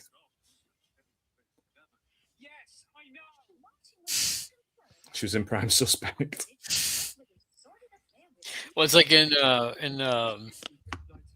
in extras when he's always like, yeah, Barry from EastEnders. Yeah, Barry. Yeah, Sean Williamson. Something inside so strong. He's always singing that on everything I've ever seen him in. Mm-hmm. I don't even watch EastEnders, but I know Barry from EastEnders. Yeah, Barry from EastEnders. Yeah. And introducing himself as that as well. Yeah, Extras was really good. That might be the last thing really that I liked of Ricky Gervais that I thought was good, like really good, really? Objectively good. Yeah. I think it was objectively good. I think maybe for me, he needs Stephen Merchant with him for it to work. Well, I mean, What about Life's Too Short? It had some funny moments, definitely, but it was kind of on the downslide, I think, with that. Some of the like Idiot Abroad. So, but even then, like, there's an element. I don't know that like he's in on that, but there's an element of like bullying there that I'm not a big fan of.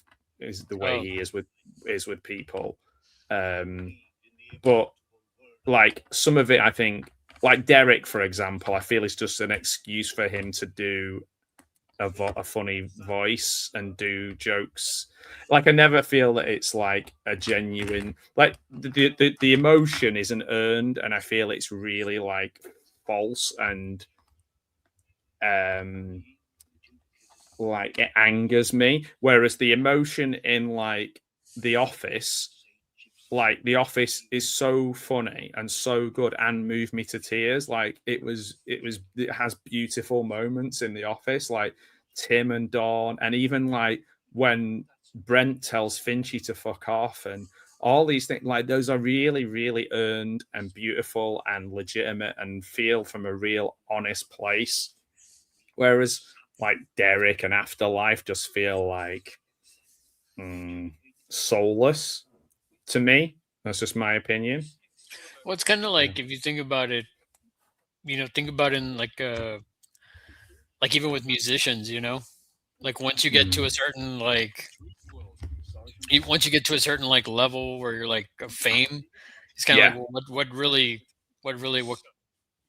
your music starts. What else can you talk about? What else can you really talk about? Yeah, like, have you got that passion, that energy, that more passion, more energy? No, but you're like you've not got the frustration and the kind of creative like desire. You just have to do it. It's like a job. It's a bit like I think maybe you'll have a different touch point, but I had that with like Oasis when I was a kid. Like everybody loved Oasis. They were from down our way. They were from round our area. Everyone loved them. And then when they went to London and bought Rolls Royces that they couldn't drive, like the music changed. They changed. The connection changed, and they didn't have that kind of like urgency anymore. And I was just like, yeah, they suck now. Like, and they did. Well, I mean, I'll give you a good example as well. I mean, Mumford and Sons. Right. Yeah. They that album, Sigh No More. Like, it's like that whole album is just a bang. It's a banger after a banger after banger. Like I can listen to that all the way through. Like it's just so emotional and passionate. You can tell, like like they had so much going. And then the next album, it's kind of like you can start hearing the decline. You know what I mean? Like in the quality. Like they had some good songs, but then you had like Jason Sudeikis and those guys like coming out in their music video. You know what I mean? Jason Bateman and I don't know if you remember that video. Maybe. I think that's it, isn't it? Well, it goes back to what you were saying before, and we're both saying like, wow, that was only like 6 episodes, or wow, that was only like one series. Mm-hmm. In a way, we can be like, we just remember it like that, and that's it. Like yes, Garth Marenghi is writing books and doing audiobooks and stuff, but like he's only done one TV series, proper TV series of like Matt Holtness did that, and that's like perfect. And like there's 2 series of Fawlty Towers, and there's 2 series and a specials of The Office, and like they're just all perfect. Cool. But if they'd have done 10, Spaced is a good example. Yeah. And some of that might be they got cancelled. I don't know, but like. Well, I don't think. I want to say Spaced. I don't think they got canceled. I think they were going to do a 3rd season, but they just never did it. Yeah, it was a bit like. From what I remember, like when I got the DVD, like when they released the series DVD on in the US. Like it was like I started I went down a rabbit hole, and it was just like everybody's been asking, we're season 3, and they just kind of like they just never got around to doing it, Right. Yeah, probably too successful in with the films. And then Big Train, I think, only had like 2 seasons as well, right? Mm-hmm. Yeah. I love the Bee Gees cowboy sketch from that, where he's like loading the gun and he's like, yeah, that's good. So good. And then it's Chaka. Gunfight with Chaka. Yeah. The other one I liked is like where he's like a radio DJ, and he has all the kids like writing his stuff. Like he has them in a basement, and he's like, "What is this?" And he's just being like telling off all the kids that are like just like trying to write all of his scripts and everything. I was just thinking, you were saying about like about getting cancelled, not getting cancelled. Remember when Larry King had Jerry Seinfeld on, and Larry King asked him if he got cancelled, and he was like, "Do you know who I am?" Yeah. He's like, "Do you know who I am? Like, I got cancelled." That's so funny. It's like one of my two favorites. My other one is like where he talks about like Danny Pudi's on from the Community, and he's on and he's asking about what he likes to spend his money on, and he's like, I like coffee, and he's like, coffee is that? He's like, Larry, I'm on DuckTales. That's so good, like DuckTales money. Yeah, crack me up. Oh man, it's about to pop off. Yeah, the cornetto there. Blue cornetto. So it's called Sanford in this, isn't it? But it's called Sanford, Gloucestershire. Yeah. So what did the guy say in the chat? I've totally forgotten now. Somerset. Wells. I read it as Somerset, and I was like, well, what? Oh, Wells, Somerset. That's why I was looking confused at the camera for about 30 seconds. I love this was funny too. The old lady with the double barrel. Yeah. This is kind of a bit like, this is always scary when this kind of folk horror sort of stuff happens in films, like where there's fighting and blood and stuff in these country places. It reminds me of like the film, Kill List. If you've ever seen that, Kill List, that's a dark film. Oh, by the way, I just want to make sure I shout out Yahya Abdul Mateen II from Wonder Man, because I totally was like, what's his name? But he's really good in it. So yeah, Kill List is one that I think you'd like a lot, from 2011. So it's like a psychological horror crime.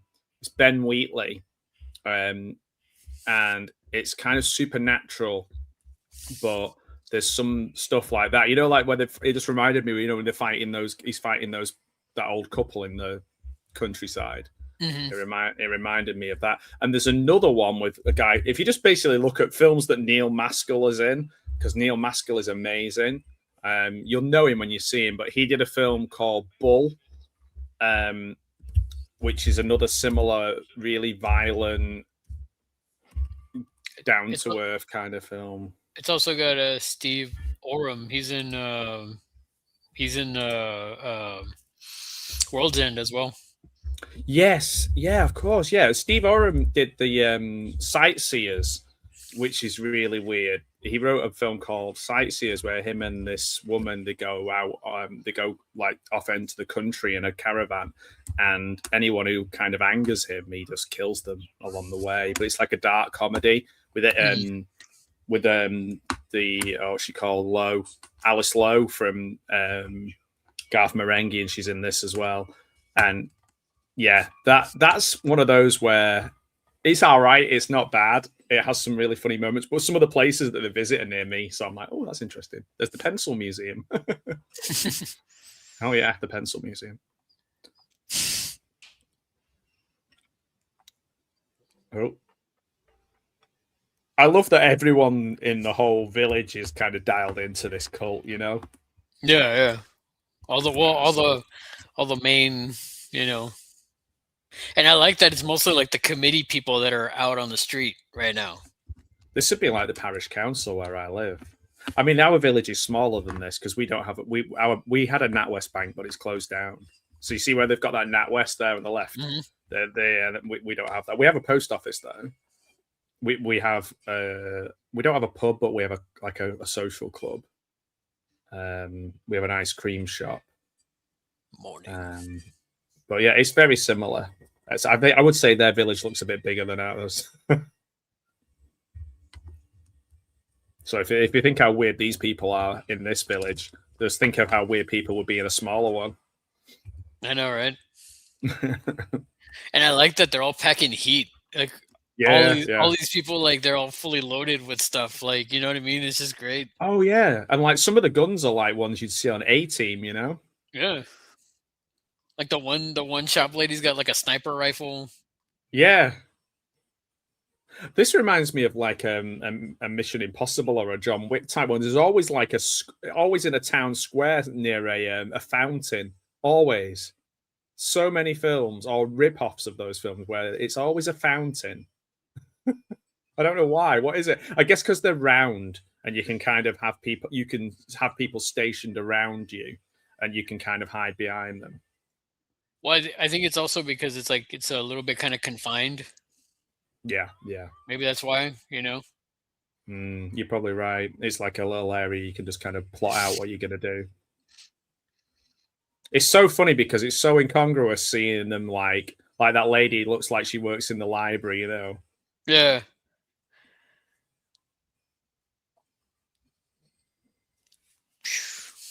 Here we go. Yeah. That's the Indiana Jones moment, but instead of sticking a thing in the wheels of the bike, he just opens up the car door. That's what I'm talking about. The crisscross running. I like that Danny or Nick Frost. I like how he just like jumps right into it, you know? Yeah. Do you know, I was just thinking, if they'd have made this later, it might have had problems. Because there was a guy in the UK who went rogue, out into the countryside, like shooting a load of people. And it made me, and I was just thinking, like, if it was around that time, it probably would have had a few problems. But it's funny, I don't remember this being controversial or anyone mentioning anything about it. I like how the hotel lady's got this like big old Thompson machine gun, and she's able to like hold it while she's shooting. Like the recoil is like not bad. Yeah, she's like. It's like it's almost like they've been holding over since the war or something, or they're in like a French village somewhere, and they're like keeping prisoners of war, releasing prisoners of war or something. It feels like a Dirty Dozen moment. Well, it's like that. It's like earlier with the guy when he finds when they found like the sea mine, and then they go into the room and he's got all these like old arsenal, and they're like, "Where'd you find this?" He's like, "Or where'd you get all this?" He's like, "Oh, I found them." Yeah. Oh well, you know they found a mine down not our beach, but the beach about 15 minutes down the way. One washed up from World War II. Like last year, yeah. Last year, and there was another thing as well. Something washed up, and it was like some sort. And the guy touched it, and it burnt him. And it was like some kind of flashing thing. Like they didn't know what it was. It wasn't like napalm or something. I don't know. It may be, but it was like silver, and he stupidly picked it up and put it in his pocket, and it burnt his leg. Oh wow! And they were like. They had to come down and cordon it off and check him out and everything. I was going to ask you, like, have you seen No Escape? No Escape. Who's in that? Ray Liotta and this guy is the villain. The doctor. Oh, I don't think I have. No. What? So basically, what it is like it's a sort of like when you kind of get. You're like in a prison, and then they take you to some island, and you have to kind of like survive. Oh, okay, you're right. And it's all like prisoners, but like some of them have learned to like make a community and work together and stuff, and then others are just like raiders, like sort of like a Mad Max sort of thing. And, okay. And the guy that plays the doctor in this, he's like the main villain, and he's like all nuts and everything. It's just weird to see him in that, and then like a few years later, like he's this old man like doctor. That's so funny. Because when I first saw this, I didn't realize it was him. You know, like I didn't realize. Well, this is it. A lot of them are a lot older than their heyday, aren't they? A lot of the people in. Yeah, Stuart Wilson. Mm-hmm. Yeah, Hot Fuzz. Yeah, Death and the Maiden, The Mask of Zorro, Lethal Weapon 3 apparently as well. Yeah, The Mask of Zorro. Did you you talk about post-apocalyptic stuff?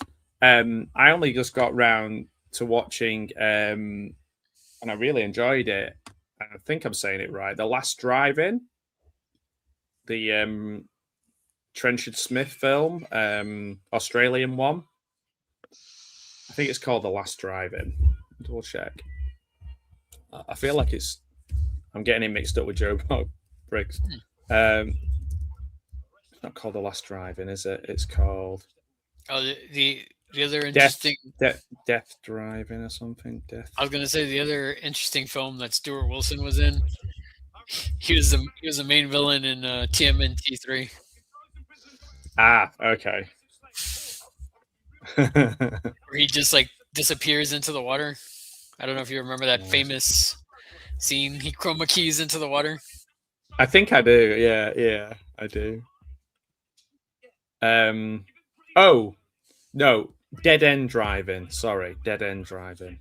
I don't think I've seen that one.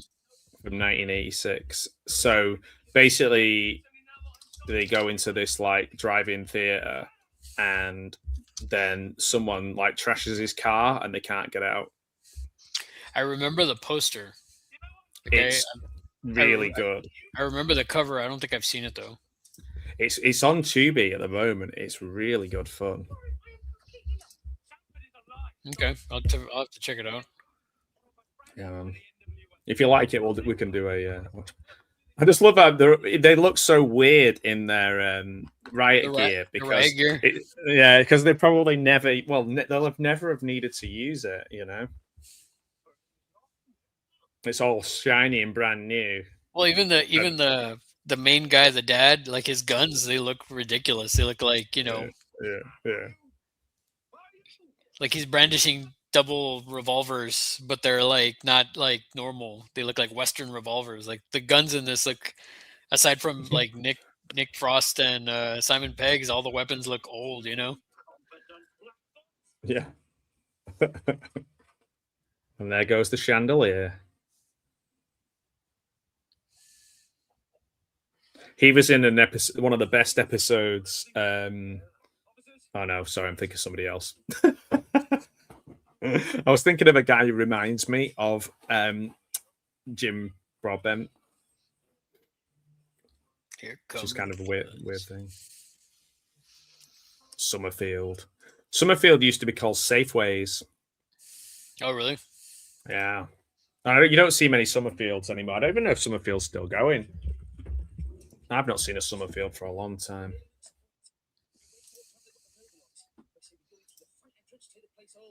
Very good. What he said. Mm-hmm. Here come the fuzz. My. So that's Alice Lowe there behind Timothy Dalton from Madeline Wool from Garth Marenghi's Dark Place. Well, the actor's name is Madeline. That is her. Yeah. Wow, I didn't even put that together, man. That is her. And she's in that one I was saying, Sightseers with Steve Oram. She wrote that with him. Yarp. And there he is, yeah, the Hound, yeah. But with no hair. Yarp. Narp. I always found this part funny, like when they throw the knife at the I guess the tomato sauce and it's like shatters on the dude's face. And then the other guy's just like so dramatic. He's like, no. He's like, ah, dang. He's like, it's all right. It's just Polonese.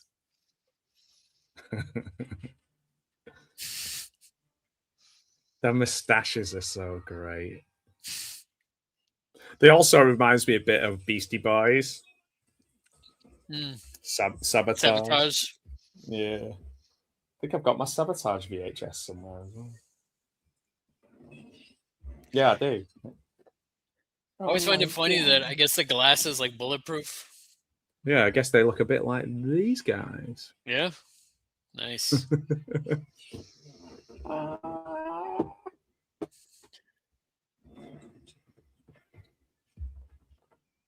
You know what I mean, though? Like they're shooting the glass on in the deli section, and there's like all the shots that are doing that is like doesn't do anything. It's like bulletproof.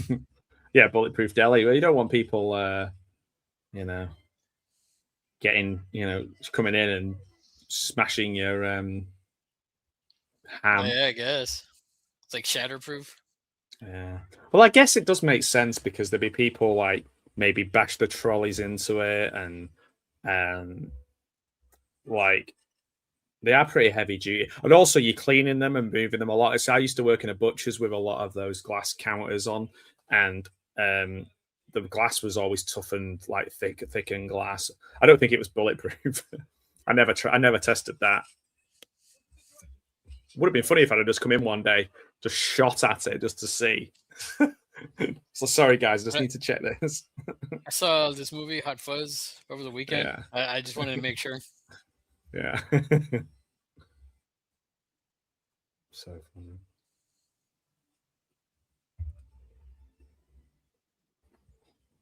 How many times have you seen Olivia Colman firing a machine gun?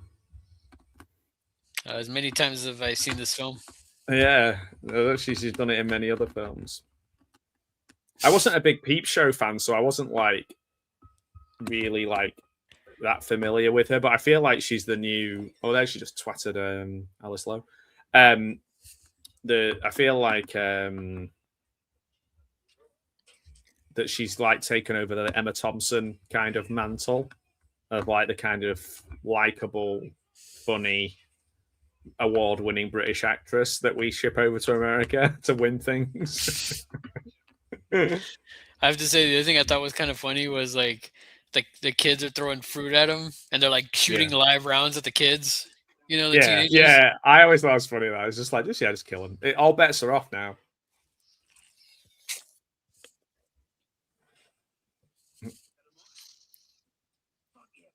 Yeah, this movie's great. Yeah, so good. So I guess we'll answer the question, after the movie's over. What, is Hot Fuzz still perfect today? Mm-hmm. Yeah. Every video I do now is a question. Makes you think. Huh? So, Larry, do you think Hot Fuzz is still perfect today? Yes. Goodbye. Thanks, everyone. I did one the other day, a question one, and loads of people watched it, and I was really surprised because I genuinely, if I'd have put money on a video that nobody would watch, it was the one talking about the Louis Theroux documentary. And I've had a lot of engagement with it as well. Not like, I mean, not all, I was going to say not positive, not negative, but like kind of maybe a little bit like, what's the word Americans use? No, it's not butthurt, but like kind of hurt feelings that about the documentary that, well, obviously I didn't make the documentary, so it doesn't really impact me. My thing is like I don't know. And I'm this. I guess it's the same way because like I remember doing I did an unboxing, like I did a short of like Battle from Beyond the Stars that I got from Scream Factory. Like I just did an unboxing of it and it just blew up. Like I was just like, really? I didn't realize there was such a market for Battle Beyond the Stars. You know what I mean? Well, I wouldn't say my video blew up. I would say it just kind of like in terms of like let's grade it in terms of fireworks. That it's like a sparkler maybe. But like I'm just saying like because you said there was a lot of engagement, there was a lot of views. Oh yeah. Well, like I didn't think I was when I unboxed it. I didn't think I was gonna get like it's a short, so like I didn't realize I didn't think it was going to get like 1K views, and it did. And I was just like, where'd that come from for this? You know what I mean? You know, there's that stuff was it, because I was just chatting about Louis Theroux for like 2 hours, and and it like both of the horizontal and the vertical one like got me. I looked at it this morning, and I like to look on the hours because I've lost so many hours by deleting loads of videos, and I looked on the hours, and it like people have watched like 35 hours of those videos, which is a lot. Like, because sometimes people just click on and click off. There goes the model village. And again, this is a Lethal Weapon kind of reference with the water and the fighting. Yeah, the water and the fighting. Yeah, I like when he busts out the box cutter. Aaron A. Aronson. Watch out. Yeah, it's like a little cheap, like it's just like a bottle, or it's just a box cutter. It's just like, really, how much damage is that gonna do? I mean, that's if you work in a supermarket. Oh, there goes little Summerfield van. Oh, that's gotta hurt. Walk it off. I love how he covered the kid's eyes, but then they're both just looking at him now. Yeah, because it's kind of like you kind of think about it in the sense of like you can't believe it. You know what I mean? Like you can't believe what you're seeing. Yeah. Well, don't worry. Plenty of ice cream at the You're gonna need some ice cream. Isn't that right, Danny? You pack it in, Frank, you silly bastard.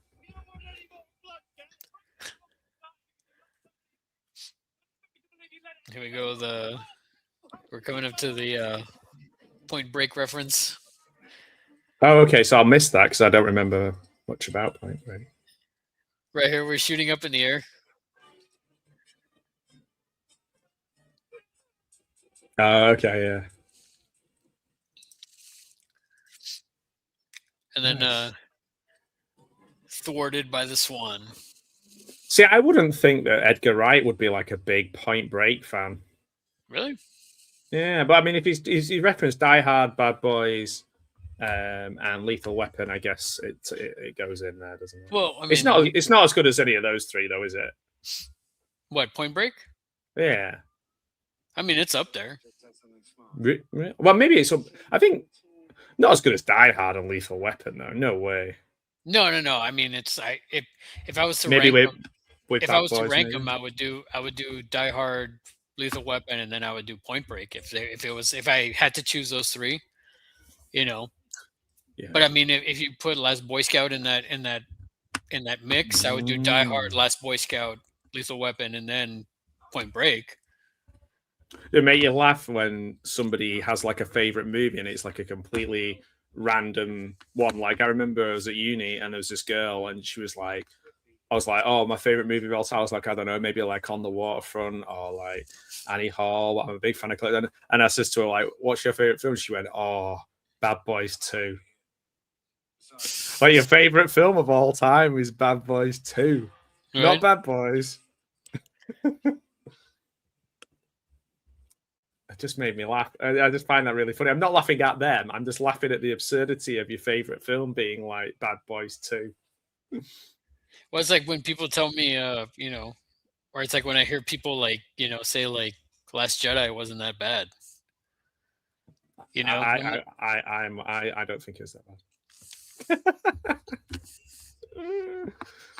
You know, what do I know though? I've got a I've got a box set of Mikey.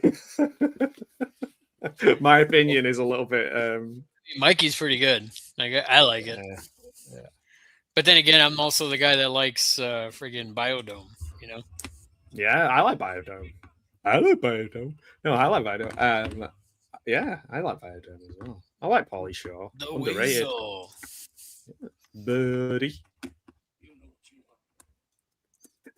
See, like going back to like the Battle Beyond the Stars thing, it's like that short got like 1,700 views, you know. Yeah. I was like, really? But then, you know, I look at something else like Dirty Work, like that Dirty Work 4K that only got like 33 views, you know? Yeah. And like it's such an amazing film, and Yeah, everyone it's loves great. Norm Macdonald. Yeah. See, that's what I don't. That's sometimes like that's what I don't understand about the algorithm, you know, or Oh, whatever. certainly. Like for me as well. Like The at the tubes. moment, my videos nobody really watches those anymore. But my lives, people tend to watch the lives. But I don't know. It's weird. I like that the hedgehog made it out of the explosion. Yeah, that's good. Yeah, that's good. Don't And want the dog. anything, any animals to get injured. Mad Hack.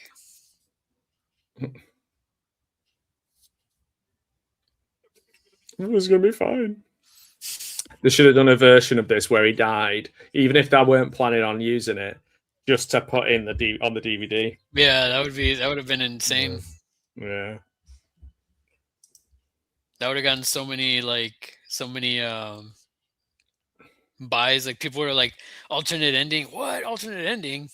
What? And it would have been like a total tearjerker. I love the fact that like we have this thing where if you're specially trained, you can have like a faster police car. You can have the a Subaru, which is kind of like what a boy racer would drive in the UK. And it's like really embarrassing to see. You just see like kids who've just passed the test driving around in souped up Subarus, and like Nick's driving one of those in here, so he must have done the advanced driving course. I guess over here, like anybody can just get a Subaru over here, so it's kind of like that's interesting to hear. You have to be like trained. Well, yeah, only because then you're the one who, if you have to be like in a pursuit, then you're the designated pursuit person.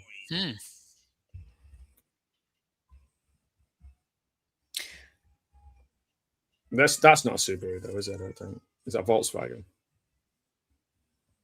Was it, or was it a Saab? Oh, I saw like quite a few Saabs in this film.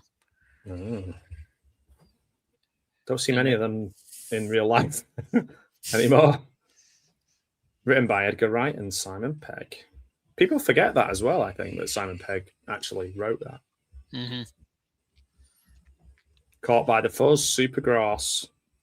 So, hey, Ash's antics. I don't know. To answer your question, is Hot Fuzz still perfect? Yes. Yeah, it's a good film. It's a good film. It's not. Is it better than Shaun of the Dead? This is where I go back and forth on, because I really, really love Shaun of the Dead. Like I really wholeheartedly love that film. You know, I just find myself watching this one more. Maybe this is more rewatchable. It's not just that. I think it's just like you mentioned at the beginning. It's just so layered. Like I feel like it's way more layered, and it's way more polished than. I will say this: it is way more polished than Shaun of the Dead. I feel like this is a well-rounded film, and I think because, like you said, it being so layered, it's the combination of like it's the buddy cop film, it's the slasher horror film, and it's got comedy. You know? Yeah, and how weird is it that a second film where you got more money, that he's used it correctly, wisely, and actually upped all of the things that he probably would have liked to have done in the first one. And it's very rare that happens. Usually the money means that the second film's not very good. Yeah. It's kind of weird that this one is like he's instantly like spent it on all the right things, which is bonkers. Well, this one I still feel like it's probably. I look at this one the same way that I look at, or the way I can compare it to is like, look at, as we were talking about Guy Ritchie earlier. So like he did Lock, Stock, and then on the second film, Snatch, like it was just like it's more polished, it's more, it's more money because look at all the actors that are in it and everything. But in that case, I still really, really enjoy Lock, Stock more. This one, it's like I said, I wholeheartedly still love Shaun of the Dead. I really, really love it. Yeah, me too. I think I find myself going back to this one a lot more, and but if I had to rank the two, it's just kind of like, and even saying that, even saying Shaun of the Dead, like out of 10, I'd give it a 9.5. You know? Yeah. Okay. See, I would give Hot Fuzz like a 4 out of 5, so that would be like an 8, wouldn't it? Yeah. Maybe even a 4.5. Well, see, I would give Hot Fuzz a 10, and then I would give Hot Fuzz a 10, and then I would do Shaun of the Dead a 9.5. I am notoriously like mean. I'm like a mean judge. Yeah. I guess in that sense, I would do Shaun of the Dead. I would do 4.5 out of 5, and then I would do Hot Fuzz 5. Wow. I mean, that's high praise, though, isn't it? Wow, for both of them, really. Well, yeah, that's why. But it's even then, it's kind of hard. It's just, I don't know, man. Like I said, this one, I feel like it's a perfect movie. We need to watch World's End, really, don't we? Yeah, because that's the one that's like. Because I don't have good memories of it. Maybe it needs another watch. Maybe there's a lot more to it than. I don't know. I've seen it. I think I have it on physical media. I can't remember, but that's one I actually got to see in the theater. I got to see that one in the theater, and I was like really, really hyped about it. And when I saw it, I was just like, man, I felt like I didn't like Simon Pegg's role in it. I can't. Do you know that? I don't know whether it's just my adult brain, but I just can't remember anything about it. And I'm pretty sure I saw it in the cinema too, and I'm pretty sure I was dead excited to see it. So yeah, what happened? What happened? Yeah, I don't know. Like I said, I just didn't, and I didn't like Simon Pegg in it. I didn't like his character was too annoying to me. It felt a bit like a sitcom to me, and it was weird because it's kind of similar to what's the one, the James Franco apocalypse one? Oh, This Is the End. This Is the End, which is actually one of the, out of all those films, a lot of those don't age very well. That kind of Apatow guy films. That one is still really good. Yeah, I like that one a lot. And it's funny because out of the two, you'd expect World's End to be better than that, but I don't think it is. No. Which is weird. I mean, I like a lot of the characters. I just don't like Simon Pegg in it. Right. There's some parts. There's some parts that are pretty good that I do find funny. Like there are some parts of it that I'm like, oh, this is pretty cool. But coming off of Hot Fuzz, I feel like it's like a huge decline, from Hot Fuzz. Maybe that's why he went in such a completely different direction with the rest of his other films afterwards, because he was like maybe distanced himself from kind of maybe it felt a bit repetitive, Well, I mean, there's even bits. So, like, for example, the fence bit is done in this one, and it's still funny. There's if I'm remembering correctly, I think I've only seen World's End like twice, 2 or 3 times. There's also they do the fence bit again, but it's not as funny. Yeah. That's probably the reason why that. Well, I mean, you can also then say it's a trilogy and just go, right, I'm done.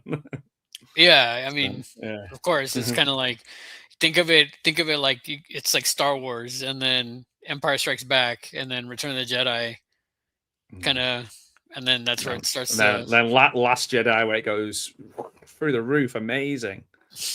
All right, man, have a good night. And then we're just like, I can't remember. I was going to say the name of one of the shows, but I can't remember any of them. Then it's like the Book of Boba Fett, which is like 10 out of 10 when you're just like watching a sad, grumpy, out of shape Boba Fett get pushed around by people. Yeah, that was one that I was just like, this is the greatest bounty hunter in the galaxy, or the most deadliest, and every 5 minutes he's like, don't you know who I am? I'm Boba Fett. Like that's all it is. He's like telling everybody he's Boba Fett, and what's her name is Fennec Shan is doing all the grunt work. Yeah, he's like not really doing anything. I'm Boba Fett. Nice to meet you. How's it going? You all right? This is my friend Brett. This is Murray.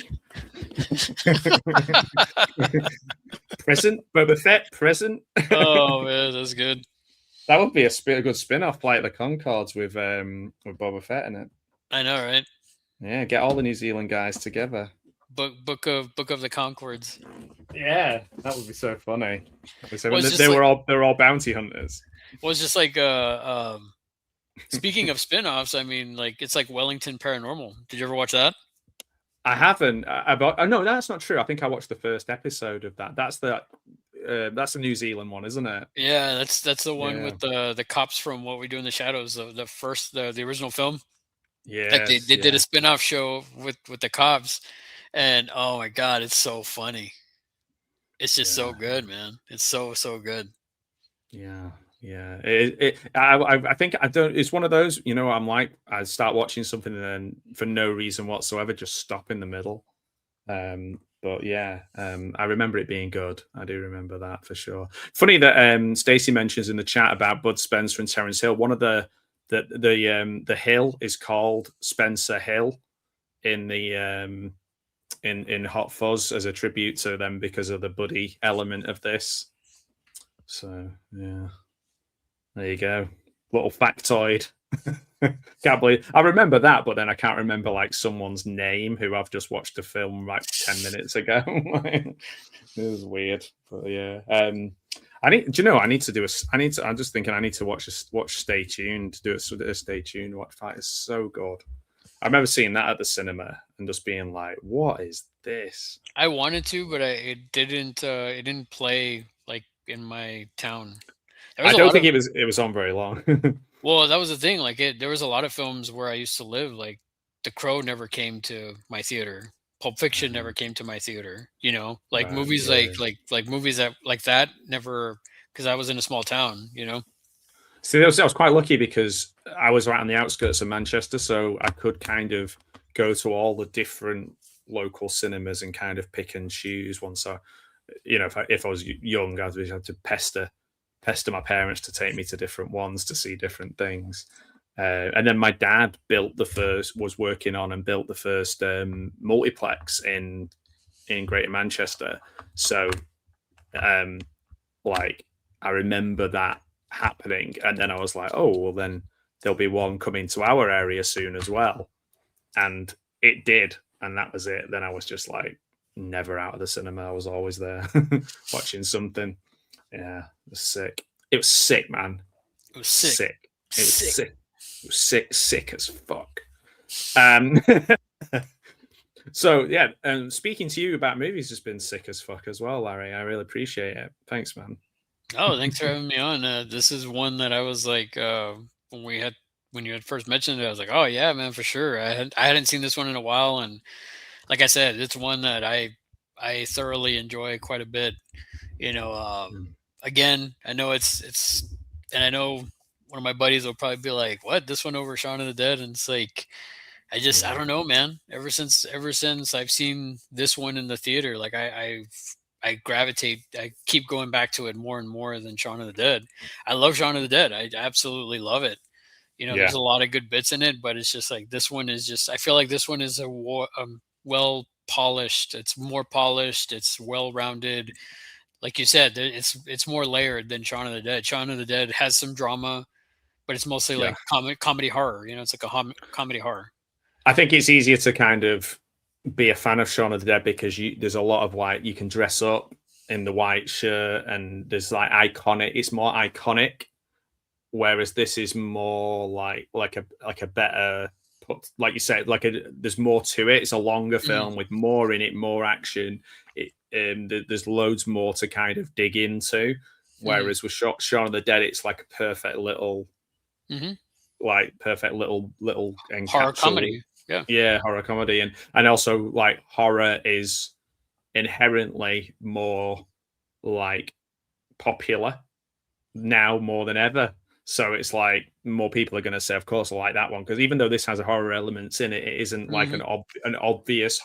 It's like cop film. Really, it's like more like a British. If you're going to label it as something like a British take on Bad Boys or something like that, with like ironic, an ironic take on it being in a particularly small village where nothing happens, which is part of the fun of it, I guess. It's part of the fuzz. Part of the fuzz, yeah, the hot fuzz. So yeah, I've just been literally writing lists of films we should watch together. So I'm sure we'll be. But check out Dead End Driving. I really enjoyed that. Okay. I watched that on Tubi recently. And another film I watched recently, I know you've probably seen it, is Clive Owen in Shoot 'Em Up. Oh yeah, that's a great one. Oh, what a great film! What a great film! But yeah, if you like Hot Fuzz and that kind of thing, Kill List. It's not a comedy. It's not a comedy. In the words of Rainier Wolfcastle. Help my help my mom is a oh, that sounds hilarious. It's not a comedy. Kill List and Bull, two kind of weird folky supernatural horror / serious drama.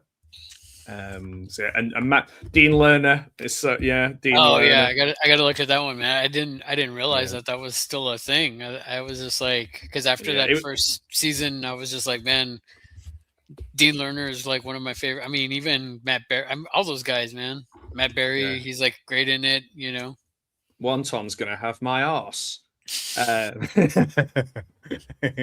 He's so good, Richard Ayoade. Yeah, it's. I think the whole series is on YouTube, so that's a good one to watch. And Look Around You as well, season 2. He said it was, what was it called? Lerner? Man to Man with Dean Lerner. Okay, Man to Man with Dean Lerner. Yeah, so good. And you'll get all of the different characters as well. Maybe not the racing car one, because that's really much. I don't know if you ever remember the guy, a racing driver called Nigel Mansell. No. It's very, very specific to like a boring, like a very boring type of sports personality that doesn't really have a personality. It's that kind of thing. So yeah, but I guess you don't need to know that to find it funny, but we'll see, won't we? But yeah, I think there's 6 episodes, or maybe 7, but 1, 2, 3, 4. There's only 5 of them I can find on YouTube at the moment, which is frustrating. But I know they're all there, I think. Yeah, there's actually somebody put a playlist together of the 6 episodes. Oh, cool. Oh, that's good. Yeah. Yeah, so I'll let you know how I get on with Garth if I get to meet him on Thursday. Nice. Wondering, I might try and get him to sign his book, but he might only want to sign his new book. Did you see that one interview he did with Mike Flanagan? I've got it saved in my watch later, but I haven't actually watched it yet. There we go. There's a wow. Teratome Dreamweaver. Yeah. Blood. Dreamweaver. Blood, and bits of sick. Oh, yeah, it's just so good. And I've been listening to the audiobooks of them, to be honest, because they're so much better than to hear him read them. There's certain things that lend themselves more to audiobooks, and I think one is like if it's a comedian performing as a character, like the Alan Partridge ones. There's no point listening, no point reading them. You want to hear him. The same goes with Garth Marenghi. Right. Well, I'm going to go to bed. All right, man. Well, care to join me? No. I don't want to go to sleep yet. It's still early here. Yeah, we can have like a sleepover, and how are we gonna do that? Just like a Zoom sleepover. Yeah. Just like are you asleep? We're both there with our night caps on. It's like, are you asleep? That'd be funny. Can you sleep? No. lights are off, and then I'm just literally like, what? Sleep. Man, are you awake? Yeah. Man, are you awake? How many views do you think we'd get for that? I don't know. It might be one of those ASMR. It might be, actually. Yeah. Where it's like we just like just talking a little voice like this. We just talk like that. Yeah. We just talk like that. Yeah, lips in like. Yeah. Just watch. It's kind of creepy. Yeah, it's kind of creepy. Yeah, we've had like we've peaked and troughed with the views, and when we started doing that, it went down to 0. Not too many ASMR fans, I guess. No, I guess. So, anything coming up that you want? Awesome. I know you've got a Creature from the Black Lagoon video that was just dropped, as people like to say. Anything else coming up that you want to tell us about? Anything you want to promote? Any products that you're selling? Hats, t-shirts, drugs. I mean, like dick pills. Yeah, I was gonna say it's like hard cat dick pills. Yeah, mattresses. Hello, go to my page, and you can use my code for purple mattress. Those are great beds. Great beds. No, yeah, as you said, I dropped the Creature from the Black Lagoon collection video, which actually a lot of people seem to and have enjoyed it. I got a ton of like comments on it, so that was pretty cool. Nice. Yeah, it's one of those things where it's like I wasn't sure how it was gonna do. Like, I mean, it's not blowing up with like views or anything like that, but I mean, the fact that the quality of people like actually like commenting on it and everything, that's the part that I'm kind of like, well, that's pretty cool. I was very surprised. No, what was that? Sorry, I was getting my quality and quantity mixed up. I said it's more important to have quantity than quality, but I meant the other way around. Well, see, and on the other side of that is like, I also did the birthday live stream, which I'm surprised it's gotten like 300 some odd views. Yeah, I'm one of those. I watched it 300 times though. Oh, well, thanks, man. I need the watch hours. Every time I went out of it, I went back in, watched it for 15 seconds, then went out. I went back in, and it took me ages to get through it. It was long, man. It went by super quick, But when I went back and I looked, I was like, holy crap, man. It's like, I even told Papa Gaz at the end, I was like, man, it's like 2.5 hours already, So, no, but it was really fun. I was surprised that a lot of people showed up and, were in the chat and watching, like even at a point where there wasn't too many people like chatting in the chatting in the live chat. There was still quite a bit of people watching. So that was pretty cool. Beyond that, I have I'm going to do a watch party with Gareth on Monday. Oh, cool. For Maniac Cop 2. So that should be fun. I'm trying to get together to do another conversations with. There's like a couple of people I've kind of messaged to see. Cool. But we'll see, that'd be good. I dropped a short for my Jason figures for Friday the 13th. I dropped that last night. And yeah, you better go and pick it up. Better go and pick it up then, aren't you, if you dropped it? Yeah. Beyond that, I mean, not too much else, just the regular stuff like reviews of like figures and stuff. Since I did the creature collection, I figured I would, instead of doing like the next thing, which was the second most voted thing, which was a Predator figure, I'm going to do something different. I was kind of doing some moving around at the man cave this weekend. I had started before, and I finally got around to doing more of it. So yeah, I took some pictures of that. I'm going to put that up in my members chat to show, or my members only post, so people can check that out. Okay. Yeah, that's good. My member stuff has like other videos, like reviews I've done and reveals for the Thrill Joy figures and stuff like that. And, my experience with Romero, like some like vlog type stuff. So nice. Yeah, so that's kind of trying to do stuff for them as well. So yeah, that's pretty much it. Oh, that's brilliant. Also, I clipped up some of the stuff with them. We were talking when we did the Friday night stream. So, I've got you talking about Tron Ares. A little video about you talking about Tron Ares that I put up. I think I sent you the collab link, and that'll be this month as well at some point. So, if you like Larry on my channel, and keep an eye out for the Tron Ares not boring ? Video. Because then Larry's going to tell us all about his experience. And also check out our 4th of July. Yeah. Oh man, that'll be coming round again soon. We'll watch. We'll watch. We'll watch it again, and we'll pretend like we've never seen it together ever. Yeah, but oh my word, his legs are so long. I might get it on VHS, because I've just set up a little. I've finally got it like working as a second screen, so I can. There we are. Look, oh, nice. It's just over there. And now I'm over here. So it, coincidentally, like when I was like moving my stuff, I have my old VHS player from like when I was in high school. I still have that's what that is. Yeah, that's what that is. I still have it. So like, it's not yours. It's mine. Yeah. Well, that's yours. That's yours. Yeah. No, this is yours. But no, but I was able to plug it up like since I moved my TV stand and all that stuff.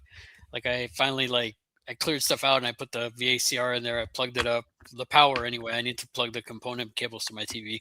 But yeah, so I'm excited, man. I'm excited to like go back and like start watching the VHS films.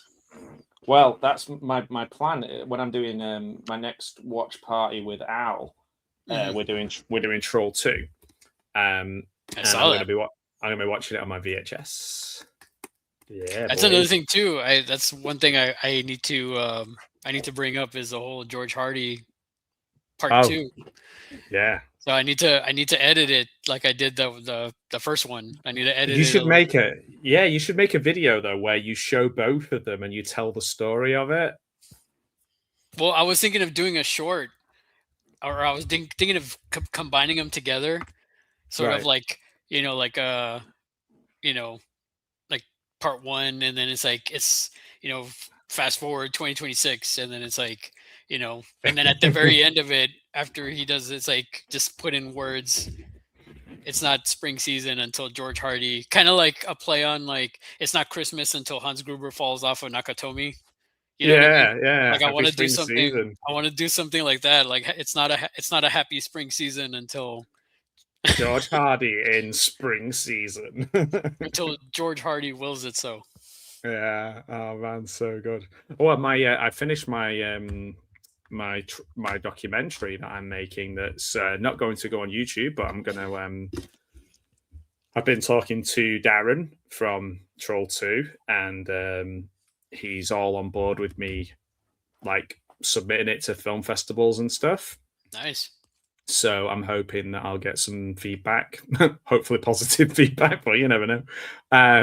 Some feedback, some description, just a no, just no.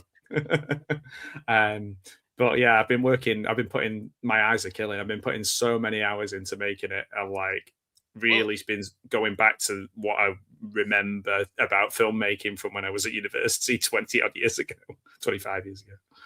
Well, I mean, if you're wanting to submit it, I mean, are you just going to submit it like locally, or like, maybe you could try to submit it to Texas Frightmare or, Houston? I have. Well, Frightmare is very expensive. I've only submitted it to either local or free ones. So I've submitted it, and this is, you're going to think this is bonkers.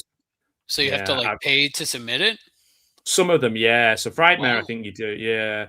If you're local, it's usually cheaper. So, for example, if it's local, sometimes it's like $5. But like but if you're international, then it's a lot more. Even if you send it to them digitally. Yeah. Like just through just to submit them. So at the moment, I've submitted to 31 film festivals. We'll see what you can do. Send it to me, and I'm like, oh no, I'm at. Yeah, that's true. Could do that. That's a good idea. So at the moment, but I use your picture, like, so it's like, yeah. Oh, that's like, it. I'm on the end of the film. Yeah, you'd have to like wear a mask or something. if you were there in person. I'll just be like, send yeah, me Matt. your face. Yeah. So there's a few of them that are the notification dates are in like I'm going to hear something 15. One of them is tomorrow, actually. Oh, no. Wow. No, it's not. 15th of March, 2027. Oh. Damn. Wow. The next one, yeah, they're all over as well. I didn't realize this. The next one is March the 30th, which is I've submitted to the Purgatory Film Festival, which is I don't know where that is actually. Maybe try Houston Horror.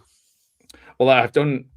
Yeah, I mean, I just basically I filtered it via how much, really, because some are free and some are like very, very. So and also some because it's just over 15 minutes. Some short film competitions it has to be less than 15. Mine's like 15 minutes and about 30 seconds. So I don't, and then some of them they don't accept documentaries like the horror festivals, but they don't accept documentaries. So I've done a few. There's one called Rilla Thriller, which Gene Dolders, who made the British Giallo, I interviewed him on my channel. He took his film there. I know a few people who have took films there. So I've done that one, which is in Wales. The Caligari International Film Festival, the Calgary HorrorCon, because Bret Hart, and because you're Canadian as well. I've got all over the world, basically. Horror Movie Freaks, Anglerfish Film Festival, the Fanto Freak Fest, Dead Prairies Horror Fest. There is one in Texas actually that I've done, but I just can't remember where it is. Ravenswood. Is that what it's called? No, I don't know what the one in because I can't. I'd have to click through all 30 of them to find it. But yeah, the next one I hear from. So what I want to do is, if I do ever show it on YouTube, I want my poster to have any awards on it, and I might just take everything off my front page of the YouTube page and just have that. That would be my because it's the thing I've spent the most amount of time on in the last 20 something years. So like it feels like a proper. I wanted it to be like a proper film. Anything that I thought I would have done for YouTube, I did the exact opposite. Like, cool, man. Yeah, I look forward to checking it out. Yeah, man. I think I sent you a link. I'm not sure. I should have sent you a link. I think I did. So yeah, there's a bit about 12 versions of it. So I think you've got the right version. I mean, that's how it is, man. You know, like that. I'll just before we go, is just to kind of let you behind the curtain. Is just that, like the video, like the collection video, the Creature from the Black Lagoon. That thing was like 36 minutes. Right. Wow. The raw footage was like 36 minutes. I cut it down to whatever, like, was it 20 something minutes? I think. Yeah. I cut it down. You're very that's one thing about your videos. They're also very meticulous, you know. I like that. That's what I like about them. I'm crazy. A perfectionist. I'll do like retakes. I'll do like 3 different takes, and I was just like, I don't know, man. Like I said, I went from 36 minutes and then I cut it all the way down to 23 just because I just like, I'm like, oh my God, there was stuff that I realized I repeated myself. And then somebody in the comments told me like, I forgot a figure. And I was like, oh my God, I did forget a figure. Wow. So now it's going to it's going to eat at me now.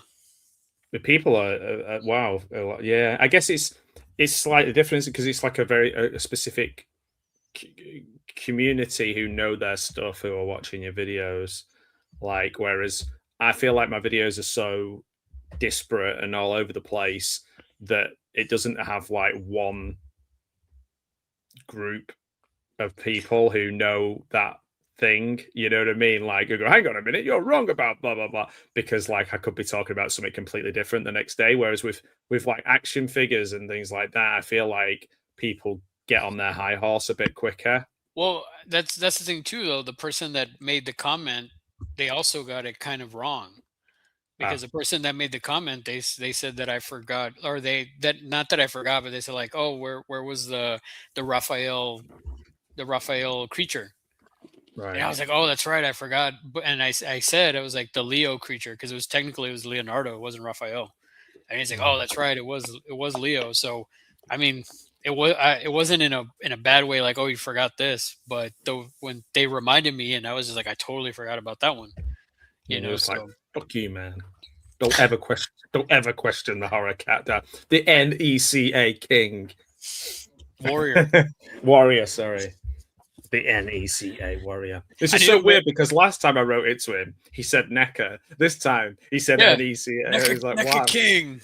Yeah, NECA warrior. I just wrote the first thing that came into my head. I was that'd be funny. Well, that's the thing. Like after that, it made me want to do like I had made some stickers when I had won horror tuber of the month. So I did like horror cat king. Oh yeah. You know. Mm-hmm. And then so I wanted to do one that said like, you know, NECA warrior and NECA king. Like I wanted to do some of those. Nice. But yeah, all hail the NECA king. But no, man, yeah. Do it like Dream Warrior style. Oh, like a 80s like retro. Yeah, like NECA warrior, but like NECA warrior. I gotta get Macabro to do that. Yeah, he could do it. Yeah, that would be cool. Yeah. I think he should submit some of his fake trailers. Yeah, like there's loads of festivals that have a trailer section. Loads. Because I mean, some of his stuff is just hilarious. It's like it's so good, you know. It's like it's so genius, you know. I agree. I don't know, man. That's why I like the blood gobble thing, like with the turkey. Like I made I made that design, and then I made sure to put on the bottom like a Maxitos production to give him the credit, you know. And I asked him too. I was like, "Hey, do you mind if I you know put this on my shop as a design?" And he gave me the permission, you know. That's cool. Yeah, no, he's a very, very creative. This is the thing. There's so many creative folks, and sometimes I've got a friend, and he wrote this screenplay, and I kind of pointed him in the direction of some things, and he won so many awards for it. And it was, if anything, it was really good for his confidence. I'm just kind of like, wow, I am like, and he got loads of feedback, and he changed the script based upon the feedback he got, so it helped him as well. So yeah, it's definitely a positive to kind of get things out there and let people have a look. Right, and that's why I think the professor should he should submit like his trailers, you know, because I think it's genius stuff, man, and it's just randomness that we all talked about on you know on in the house, you know what I mean? Totally. So it's just like to just like a small concept is like planting the seed, and then he goes and he builds the whole world, and it's great. Well, sometimes you just need that like those people to kind of bounce things off, and then it just sets you off in a direction. Like when I was at university, my friend Rick, he was on my video where we went to the Wicker Man locations with he and I could just literally sit in a room and just have a million ideas just bouncing stupid shit off each other just because our brains kind of work in similar ways, but also completely different at the same time. So it's like, no, not like that. What about like that? Before you'd even kind of finish the thought. And you're like, oh yeah, that's better. Right. It's amazing. Yeah, to have that little group. For sure. Well, yeah, for sure. I appreciate catching up with you. Yeah, brother. And I'm literally writing a list of movies for us to watch. So I'm sure I'll see you soon, hopefully. Yeah, and yeah, everybody go and check it. Sorry, I'm eating a sweet, and it's such a stupid thing to do, but I just put it in my mouth. Then I realized I'm just like, I'll join you. Yeah, have some. I don't know why I did that. I had a sweet with me, and I never did. I was just like drinking my coffee and my water the whole time. It's the ASMR. Yeah, like just like. Just masticating on camera. I said masticating. Masticating. DK? No. Mass decaying. That's just aging, isn't it? Mass decaying. All right. Well, buddy, I think we've run out of things to do because we're eating sweets. So, yeah, World's End, Dead End Driving, Mikey, stay tuned, Kill List, Dean Lerner. I have it queued up, the Dean Lerner right now. Let's go, man. I might go and watch it as well. I think, yeah, I'm going to watch it too. They're a bit up and down, but when it hits, it's great. Okay, everybody, thank you so much for watching. We've had loads of people watching, actually. I don't know which is which, but we've had about maybe over 2 different formats, about 400 people tune in at some point. So wow. I appreciate that. Yeah, 194 on one and 234 on the other. It's not showing. It'll only show up in the studio bit at the moment, but that's crazy. I really appreciate everybody who's tuning into all these streams at the moment. And if you like Shaun of the Dead better than Hot Fuzz, that's okay. It's okay to like a movie. We're not going to fight you on that. Larry might. No, he won't. We're not going to fight you. Only if it's Last Jedi. Yeah. He'll only fight you if you like The Last Jedi more than Hot Fuzz, or if you just like it in general. Like if you like Last Jedi in general, I'm gonna, he's gonna think something's wrong with you. It's gonna go medieval on your ass. All right. Good night, everybody. Say good night, Larry. Good night, Larry. Eating your sweet.